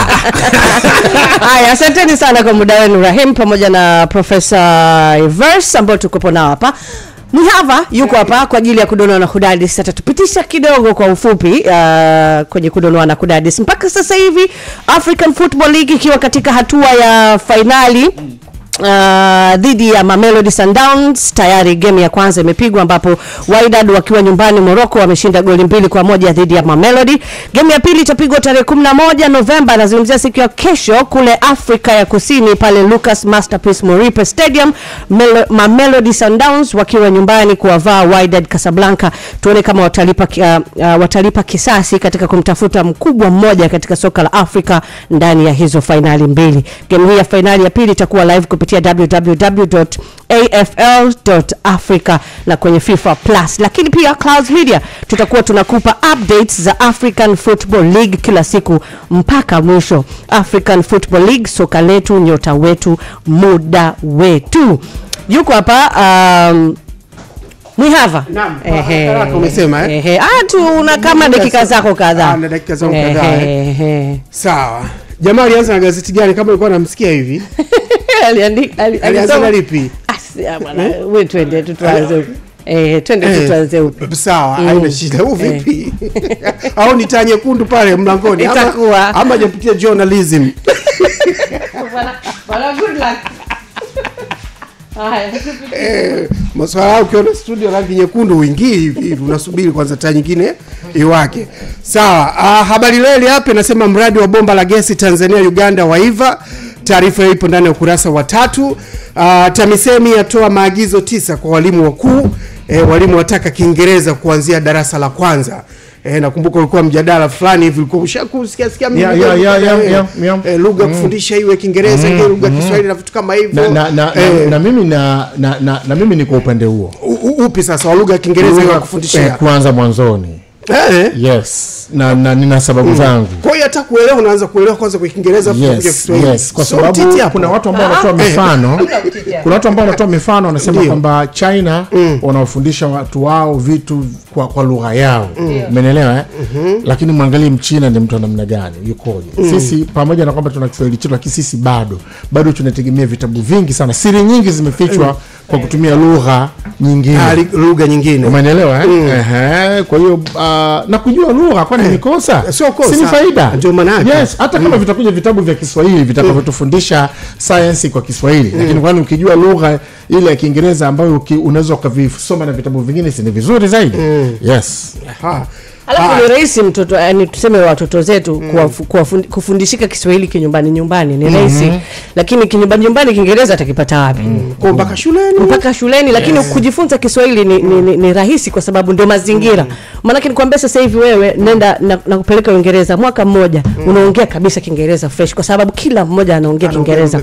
Umeelewa? Lakini ukija huku kila mmoja anaongea Kiswahili, kwa hiyo hatuna wasiwasi wa kusema kwamba mtoto akisoma shule Kiingereza kuanzia mwanzo mpaka mwisho kwamba Kiswahili chetu kitapotea. Ila hivi maana yake somo la Kiswahili linafundishwa kwa Kiingereza. Sasa inakwaje? Kiswahili.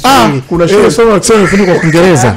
Nakwambia, muulize msikilizaji atakwambia. Unaweza kusema hivi kama hiyo, yani somo la Kiswahili inaweza kala kufundishwa kwa lugha ya Kiingereza.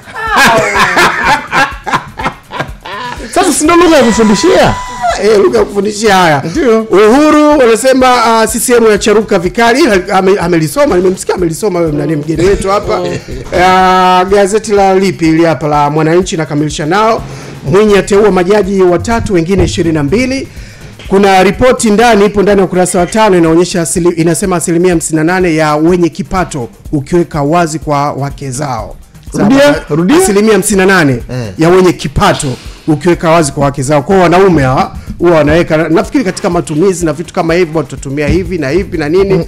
Na unalipwa shilingi ngapi? Unapata shilingi ngapi? Mshahara wako shilingi ngapi? Au kila ambacho unapata sasa matumizi. Acha mchangano tuanze na wewe sasa. Ukiweka wazi, wewe unajua? Ukiweka maana kwa unaweza kaja ukaniambia hii hapa shilingi laki. Kwa hiyo hii wewe unatakiwa kuwa muwazi kwenye mshahara unaingiza hiyo laki? Au unaingiza milioni 2? Afu laki ndio anakuja kuniambia mimi. Nafikiri vyote unataja mzima. Ndio hiyo sasa asilimia ndio anachokitaja mzima. Kipato chako chote unasema unapata shilingi ngapi tu kwa wife? Mimi utaniuliza na mimi nitakujibu. Yani huo mfano unauzungumzia wewe. Yani wewe unasema nyumba. Kipato chako unachopata Mama Just anakijua? Hapana, akijui chote. Au anajua kipande? Yeye anajua kwa Filipo anapata hela. Lakini kiasi gani ajui? Na hawatakiwi kujua hiyo. Kwa nini? Kwa tulia. Wewe hujaingia ndio sawa. Sikiliza kaka yako. Sikiliza wewe brother. Sasa unapata shilingi ngapi? Wewe hakikisha tu mambo yanakuwa yako fresh. Kwa sababu kuna time unaweza kufukuzwa kazi. Unajua sisi sometimes tunafukuzwa kazi miezi mitatu, si ndio? Lakini unatoka asubuhi. Wewe cha msingi pale miogo inapatikana, si ndio? Samaki. Kwa nini usiseme yani? Kwa nini useme? Kwani lazima? Wewe shida yako si matumizi. Wewe shida yako unataka mchele hela mchele hiyo hapo. Kwa nini usiseme? Kwa sababu unapata hela za dili mbalimbali. Tuanze na swali la kwa nini usiseme au kwa nini useme? Mimi ndio nimeanza kuuliza swali. Kwa nini useme? Mimi nimeuliza swali. Alafu tuende kwa nini useme? Nyinyi mmezungumza. Mmejiambia wenyewe. Usiseme. Wewe umemwambia mdogo wako kwamba ajaingia katika haya mambo. Usiseme. So ndio maana mimi nimeuliza kwa nini msiseme? Haina haja. Yaani kuna sababu ya kusema. Kusema kwa sababu haina haja. Sasa kama hakuna sababu kwa nini umwambie mtu asiseme? Mimi nafikiri Feti kwa kuna sababu yote kwa anaweza akasema. Sasa wewe niangalie mimi. Mimi nakuulizeni tu kama mtaki kusema muache. Feti subiri nikwambie kwa vile mambo yanaenda tu vizuri nyumbani, kuna changamoto hivi na vile zinatatuliwa na vitu kama hivyo. Ya kazi gani kwanza kuianika? Au Feti wewe ulitakaje? Yaani ulitaka niseme mimi nimetaka mniambie sababu. Shilingi 800,000. Mimi nimetaka kwa sababu huwezi kuukai hapa kama unaulizwa uko je leti au sema unaingiza shilingi ngapi? Inakuwa kwenye mambo yenu mnakaa mnaongea bana mimi bana. Anza na swali. Anza na swali ambalo unafanya mimi nikutajie. Sasa itabidi bila swali mnaongea. Sasa from now yetu niseme mimi napata shilingi 600,000. Si mtakuwa mnaongea katika maongezi tu sio kuna lazima iwe swali. Sasa nakufundisha hayo maongezi hayapo huwa hayatokei ile eneo hilo. Yaani ni kwamba tu nahitaji matumizi yanatoka. Lakini swala unapata. Sasa kwa nini sasa unamwambia mtu usiseme? Mimi ndo usiseme. Sasa kama atasahau vipi wakati maongezi yao? Sasa kwa sababu mimi ndo sijaingia huko. Naomba niulize maswali yangu mawili na naomba mnijibu kwa weledi. Swali la kwanza. Umuhimu wa kusema ni upi? Na faida za kutosema ni zipi? Haya. Tuanze umuhimu wa kusema Feti atajibu. Feti kwako Feti. Wewe anzeni kusema. Mimi nimeanza kuuliza swali nini mnanigeuzia. Wewe anza kusema. Wa kutokusema. Okay, asante. Unajua mwenyekiti. Sikiliza. Wakijua unapata shilingi ngapi na matumizi yatakaa katika utaratibu ule. Umeelewa? Mpaka ishe Umeelewa? Yaani kwamba yaani kwamba kama angenunua mchuchumio angetaka mchuchumio wa 60,000 wana akili hawa ataongeza anataka walaki na 20. Akijua unapata milioni anakaga na karatasi yake. Ukitaka chompa anaandika. Kwenye matumizi sasa. Yaani anaandika ulichompa. Akigundua kama unapata milioni afu yeye katika hela matumizi umempa 120,000 tunataka kujua 880,000 umezitumia kwenye kuna shida gani? Kuna shida gani? Hatujengi. Kuna shida gani Masudi? Kuna shida gani? Kwani tunagombana huko ndani tunapoongea? Hatugombana lakini kuna shida gani nikikwambia bana mbona hivi? Hatugombana lakini kwa mujibu wa taratibu, kanuni na sheria za kiume. Sawa, kuna vitu vinabakia kama balance kwa ajili ya kukusurprise wewe. Kitabu changu kwa mimi na mshikaji wangu nilikuwa nasoma naye chuo. Katika sababu alionitajia wakati ule, yeye alikuwa anafanya kazi of course. Kwamba mimi sababu ya kutotaja kipato changu kwa mwenzangu ni kwa sababu mimi upande wa pili kuna familia, kuna bibi mkubwa. Na huyo bwana namuona mara nyingi nikianza huku kuna nini kupeleka akianza kuoji, mimi kuna mzigo unaenda huku kwa bibi mkubwa. Anasema hiyo haina shida. Lakini unaona nikianza kumchanganulia kabisa kwamba bwana katika hii milioni ninayopata kwa mwezi 300,000 au 250,000 anapeleka kwa bibi mkubwa na yeye hata kama kwa hakuna mahitaji yani atalazimishia. Ndio maana nakwambia hivi yani anapiga hesabu ya unachokipata na unachokitoa na ukisema kinaenda sehemu fulani especially unapozungumzia upande wako wa familia yako hii si mko mwili mmoja wenyewe mnasema ndio yeye anaye atakwambia bibi mkubwa wake anataka inabidi paende huko. Okay, kuna shida Feti unazungumziaje? Kuna shida amesema hana point kwa sasa. Kwako Feti. Amesema hana point kwa sasa. Business 101 inafaa. Power breakfast. Una chombo cha moto kinachotumia petroli, vile nishi vyako ni quartz. Ni quartz. Na kama chombo chako kinatumia dizeli, vile nishi vyako ni rubia. Ni rubia. Total kwenye quartz na rubia. Hautofikiria vile nishi vingine. Tumia na wewe pia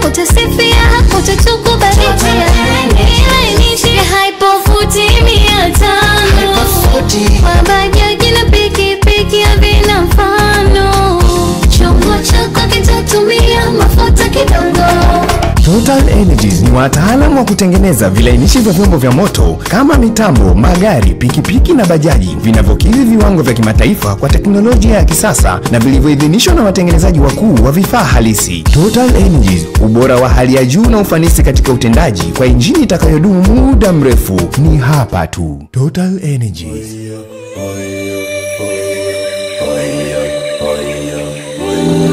Equity Bank ya kuletea mafanikio, hatua kwa hatua. Nia na mira na mapambano ndio jenga siku njema. Timiza ndoto na Equity Bank, kufungua akaunti ni faster, maisha zinasonga kirahisi. Tumerahisisha maisha na mafanikio, tumerahisisha mapambano. Equity Bank tumerahisisha. Kila siku tutakuletea huduma bora, huduma za kipekee kwenye simu kupitia app au USSD. Karibu memba Equity Bank, tumerahisisha. Sambaza shangwe, gusa maisha, fanya miamala ushinde, na mtandao super. Sambaza shangwe, gusa maisha, fanya miamala ushinde, na mtandao super. Nunua bando, ushinde na Vodacom. Ukilipa kwa M-Pesa, unashinda na Vodacom. Ukishinda wewe na watoto wameshinda. Pakua mdundo DJ Mix, tushangweke, tushambaza shangwe. Gusa maisha, Sambaza shangwe na uguse maisha na Vodacom kwa kununua bando, kulipa kwa M-Pesa au kupakua mdundo DJ Mixes na upate nafasi ya kujishindia mpaka shilingi milioni 10. Boda boda, TV, smartphone, dakika na MBs kibao. Kila unaposhiriki, Vodacom itachangia watoto wenye uhitaji. Piga nyota 150 nyota 00 alama ya reli au tumia M-Pesa kushiriki. Vodacom, pamoja tunaweza.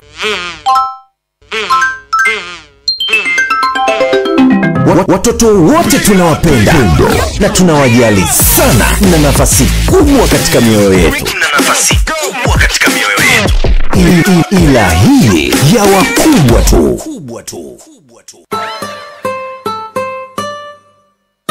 Shujaa kama shujaa 92.9 Clouds FM Iringa.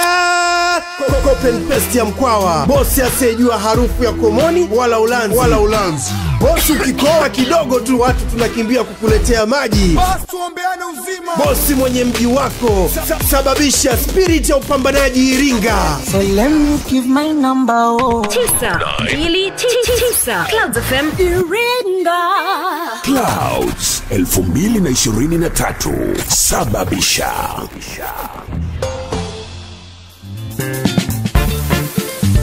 Haya sasa, tangazo. Wale wakombozi sasa tuko hapa na tumefika kwa ajili yenu.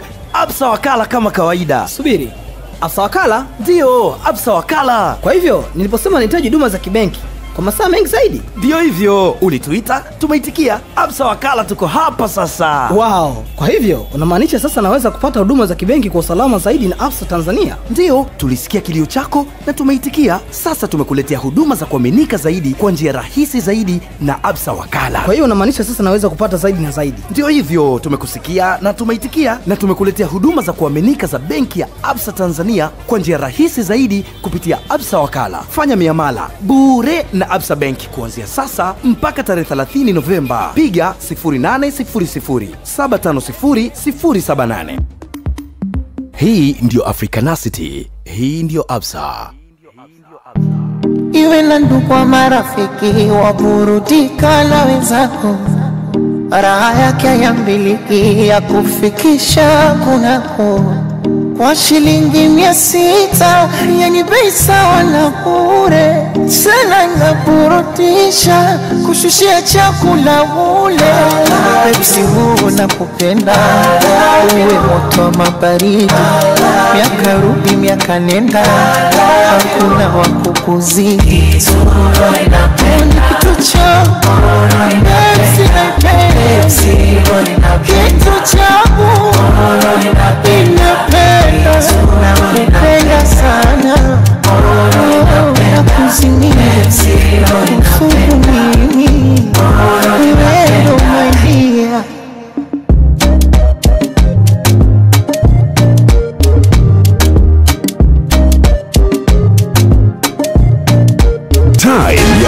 za biashara, fursa na michongo kutoka magulio ya ndani na ya dunia. Business 101. Sini ndio? Ndio. Ndio. Sini ndio eti? Haya, Benjamin Mkapa, taasisi ya Benjamin William Mkapa bana inatimiza miaka 17 tangu kuanzishwa kwake mwaka 2006 na wanafarijika na michango ama na mchango wanaendelea kutoa katika kuboresha afya na ustawi wa Tanzania waliopo Tanzania bara na visiwani. Wanafanya haya yote kupitia afua mbalimbali zikiwemo ajira za watumishi wa afya katika vituo vya kutolea huduma na jamii, uimarishaji wa miundombinu ya katika sekta ya afya, uimarishaji mifumo na utoaji wa huduma za afya katika vituo vya kutolea huduma za jamii, huduma za afya kwa vijana, wanawake pamoja na huduma za lishe. Sawa, tutakuwa tunaendelea kukupa undani zaidi kuhusu miradi ambayo wanaitekeleza. Hapa nikwambie pia Wizara ya Afya kupitia kitengo cha elimu ya afya kwa umma kwa kushirikiana of course na watu wa Marekani tumekuwa tukikwambia mambo mengi mazuri yanayohusu afya. Tunakubaliana afya ndo kila kitu, afya ndo mtaji, bila afya hakuna ambacho kinasonga. Sasa leo nataka tugusie kidogo kuhusiana na swala la usalama wa chanjo. Hizi chanjo ambazo tumekuwa tukizipata hizi, nikwambie tu chanjo sio kitu kigeni kabisa. Na nitakukumbusha historia fupi in case umesahau ama ujui. Tanzania tumeanza kutoa chanjo tangu mwaka 1975. Did you know that? Yani miaka 48 iliyopita. Ndio. Hivyo watu wengi wenye miaka 48 kushuka chini tumepata chanjo tangu utotoni. Na mpaka leo tupo salama kabisa na tunadunda. Tutambue wazi kwamba chanjo hizi kabla hazijaanza kutumika wakati wote, sawa, huwa zinathibitishwa na mamlaka ya mashirika la afya duniani WHO, lakini pia nchini kwetu Tanzania zikifika zinathibitishwa tena, maana yake si ndio hivyo, zinatazama na mamlaka husika za kwetu. Hapa tunazungumzia kitengo cha mamlaka ya chakula na dawa ambacho kipo chini ya Wizara ya Afya, yani TMDA, sawa. Mwisho wa siku manake kila kitu kinakuwa kiko sawa. Kwa hiyo wakati wote ukisikia kuna chanjo ambayo inakuhusu, nenda kituo cha kutolea huduma za afya kilichopo karibu nawe ili upate chanjo kutokana na mahitaji yako. Chanjo zinapatikana katika vituo vya kutolea huduma za afya nchini. Mimi ni mmoja wao. Chanjo ni maisha. Bana nitafutie. Yani kwa sababu umetaja 48, ndio niulizie kwa sababu sisi tumechanjwa. Ile ndui ni nini? Ni chanjo. Ndui ni chanjo. Basi nyuma ya miaka 40 ngapi? Inawezekana ni nyuma ya hapo. Si ndio? Fanya nyuma ya miaka hiyo na ndui. Usinizeeshe. APSA wametusambazia mawakala wao, maana nazungumzia benki ya APSA kila mahali. Sasa hivi kuna wakala wa APSA, hauna tena uhitaji tena kutembea kilomita nyingi ama kupanga foleni kwenye matawi ili kuweza kupata huduma za kibenki za benki yako ya APSA. Nenda tu kwa APSA wakala ambayo ipo karibu yako upate huduma bora za benki ya APSA. Na ukienda pale kwa wakala unaweza ukaweka pesa, ukatoa pesa, ukapata taarifa zako za kibenki, unaweza yani kila kitu ambacho unatakiwa kufanya benki unaweza ukakifanya kupitia kwa APSA wakala. Pamoja na hayo yote lakini bado APSA wametupunguzia sana, wametuongezea sana muda mrefu wa kufanya kazi zetu za kibenki. Maana unajua benki huwa zinafungwa mapema. Maana wametupa muda mwingi sana wa kuweza kufanya miamala yetu kupitia kwa APSA wakala, kupata masaa mengi zaidi ya kibenki, kupata matawi benki zaidi na fursa zaidi za kibenki. Zaidi ya hayo, benki ya APSA inakupa ofa ya kufanya miamala yako ya kibenki bure kabisa kuanzia sasa mpaka tarehe 30 ya mwezi huu, ukifanya miamala yako kupitia kwa APSA wakala. APSA wakala sasa tumewasili. Hii ni Africanacity, hii ndio APSA na hii ni Business 101. Good morning. Na hii ni Biashara 101. Karibu sana, jina langu ni Musa Memba. Tanzania imepokea mkopo wa dola milioni 13 sawa na shilingi bilioni 32 kutoka mfuko wa maendeleo wa Saudi kwa ajili ya ujenzi wa njia ya kusafirisha umeme kutoka Benako hadi Kiaka mkoani Kagera. Mkataba wa mkopo huo umesainiwa na Katibu Mkuu wa Wizara ya Fedha Dr. Natu El Mamri Mwamba kwa niaba ya serikali ya Tanzania na mkurugenzi mtendaji wa mfuko huo Sultan Al Samshardi wakati wa mkutano wa masuala ya uchumi kati ya nchi za Kiarabu na Afrika uliofanyika Riyadh, Saudi Arabia. Akizungumza baada ya kusainiwa kwa mkataba huo, Dr. Mwamba amesema mradi huo chini ya mkataba uliosainiwa unatekeleza mpango wa tatu wa taifa wa maendeleo wa miaka mitano kuanzia mwaka 2021-2022 hadi mwaka 2025-2026 na ni sehemu ya ajenda kuu ya serikali ya awamu ya 6 inayolenga kujenga uchumi shindani wa viwanda na vipaumbele kwa maendeleo ya watu kupitia mikakati mbalimbali. Na balozi wa Marekani nchini Tanzania Michael Bato amesema serikali inapaswa kutengeneza sekta binafsi imara ili kufikia maendeleo makubwa ya kibiashara na ujenzi wa viwanda vingi vitakavyoongeza kasi ya ukuaji wa uchumi na kuongeza ajira. Kwa mujibu wa sensa ya mwaka 2022 ni kwamba kati ya Watanzania milioni 61.7 walioajiriwa na serikali ni milioni 1 tu, na milioni 60.7 waliobaki ni kutoka sekta binafsi, hali inayodhihirisha kwamba uchumi wa taifa la Tanzania utajengwa kwa sekta binafsi. Akiwa katika mkutano wa US Tanzania Round Table ulioandaliwa na shirikisho la watu wenye viwanda nchini CTI na shirikisho la wafanyabiashara wa Marekani Afrika Corporate Council of Africa CCA, balozi wa Marekani nchini ndiye anatoa kauli hiyo inayoungwa mkono na mkurugenzi wa CTI Leudi Gatenga. Chini ya mpango wa AGOA, nchi zote za Afrika zinapeleka Marekani jumla ya dola milioni 4.5, wakati Bangladesh peke yake inapeleka Marekani kwa maana hizi nguo dola milioni 38. Kwa hiyo ni nafasi kubwa sana. Ni sisi wenyewe sasa kama Tanzania tutumie nafasi hiyo kufaidika, viwanda vyetu faidike na uchumi ufaidike. Je, nini malengo ya mkutano huu? Mwenyekiti wa CTI Paul Makanza kaeleza. Lengo moja kubwa ni kukuza biashara kati ya Marekani na Tanzania. Kwa hiyo leo tunajadili mambo mengi kuhusu namna gani sisi kwenye viwanda Tanzania bidhaa zetu tunaweza tukazipeleka Marekani, na namna gani wao wanaweza wakaja kwenye soko letu, ni mambo gani ambayo inabidi tuyatazame ili kuhakikisha kwamba bidhaa za kule zinaweza zikaingia kirahisi Tanzania. Mkutano huo umejadili namna ambavyo wenye viwanda nchini wanaweza kupenya kwenye soko la Marekani na wafanyabiashara wa Marekani wanavyoweza kutumia fursa ya soko la bidhaa mbalimbali nchini Tanzania. Na huo ndio mwisho wa Biashara 101. Mimi ni Musa Memba.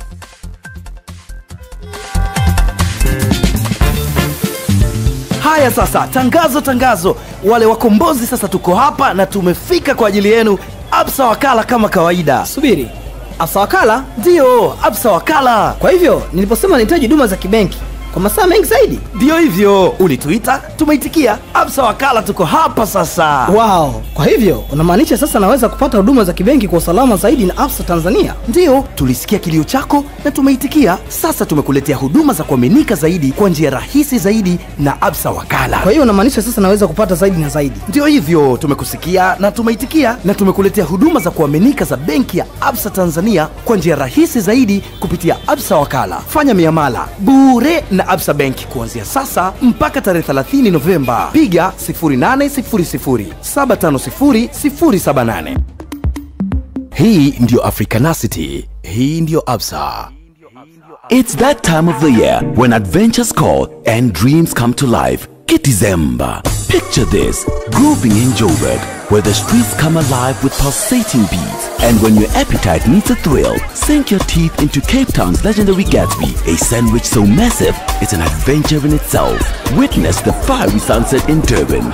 And throughout your journey, say a ta to thrilling encounters. Book your summer holiday to South Africa now at southafrica.net. Come journey with us. Ninapopitia madukani kununua bidhaa, kujaza wese kwa ajili ya safari, chakula cha mchana na marafiki, kununua nguo zangu au za wale ni wapendao, ninapoulizwa pesa taslimu au kadi, kila wakati kwangu huwa ni kadi, Mastercard. Sasa nina fursa ya kufanya kila ninachofurahia kwa urahisi. Badilisha kutoka pesa taslim na ufanye malipo yako yote na Mastercard. Mastercard, njia salama na rahisi ya kufanya malipo. Miaka 25 ni mingi sana. Hebu pata picha. Muda wote huo kuna kampuni imekuwa ikilinda ndoto zako na kukukinga dhidi ya majanga. Ni kampuni gani? Ni Britam Insurance Tanzania, kinara wa bima kwa maana ya bima iwe ya gari, vitu vya nyumbani, ya safari, ya ujenzi, ya afya na mengineyo mengi. Ungana na Britam Insurance Tanzania. Wasiliana nao kwa barua pepe ambayo ni britamtz@britam.co.tz, ama unaweza kupiga simu, namba yao ni 0767911111 kwa bima ya uhakika. Britam Insurance Tanzania, with you every step of the way. Tarehe 26 Novemba mpaka tarehe 3 Disemba kule Chato kuna jambo kubwa sana lililopewa jina la Chato Utalii Festival. Ndani ya Chato Utalii Festival kuna marathon, kuna makongamano ya uwekezaji, kuna kliniki ya biashara, kuna mashindano ya mitumbwi, maonesho ya biashara, kutembelea vivutio vya kitalii Burigi Chato na kisiwa cha kipekee cha Rubondo, music performances kutoka kwa wasanii wakubwa pamoja na matukio mengine mengi ya kiburudani. Chato Utalii Festival imeleta kwako na ofisi ya mkuu wa wilaya ya Chato Deus Dedit Katwale akishirikiana na mkurugenzi mtendaji wa halmashauri ya wilaya ya Chato pamoja na Tantred na TANAPA. Kwa maelezo zaidi unaweza ukawasiliana na kwa namba ya simu ya mkuu wa wilaya ya Chato namba 0759550160 au namba ya katibu tawala wilaya ya Chato 0788589950 na namba ya mratibu wa maonesho namba 0768063029 au matovuti www.chatodc.go.tz na kwenye Instagram @chatoutalifestival_2023. Haya, muda wetu umekwisha, lakini ngoja niwaache na hii Masudi. Nimemkumbuka mwandishi yule anaitwa Gaston Mtweve, ana kitabu kinaitwa RP Dia, akawa anazungumzia maisha baada ya kifo cha mwenza. Nakumbuka ilikuwa wiki ile, baada ya wiki ile nyingine tulishaye kuzungumza naye hapa. Na tunajua watu wengi huwa wanapatwa na kiwango cha juu cha msongo wa mawazo pale anapoondokewa na mwenza wake, kwa maana ya kufariki na kushindwa kabisa kumaliza msiba hata kama umeshazika na kusababisha kuitikisa afya yake ya akili. Umenielewa? Sasa hizi ni baadhi ya hatua ambazo unapaswa kuzifanya za kumaliza msiba ili uweze kutunza afya yako ya akili, kama zinavyoelezewa na Isaac Lema ambaye ni mwanasaikolojia msaikolojia tiba Tanzania hapa, wakati akitoa mada katika maadhimisho ya miaka 30 ya mtandao wa kijinsia. Nazungumzia TGNP, tutamsikiliza hapa. Wakati huo pia na kuaga ama tunakuaga. Priska Kishamba sasa tunamleta kwa Kishamba tutakuwa tunamleta kwa binti ambaye amekuepo na Clouds Media Group kwa muda sasa na amekuwa akionyesha weledi wa hali ya juu. Haya, kwa niaba ya timu nzima ya Power Breakfast, mimi naitwa Feti Masudi pamoja na Siza. Good morning, nikuache na Isaac Lema pa uweze kumuelewa zaidi. Good morning and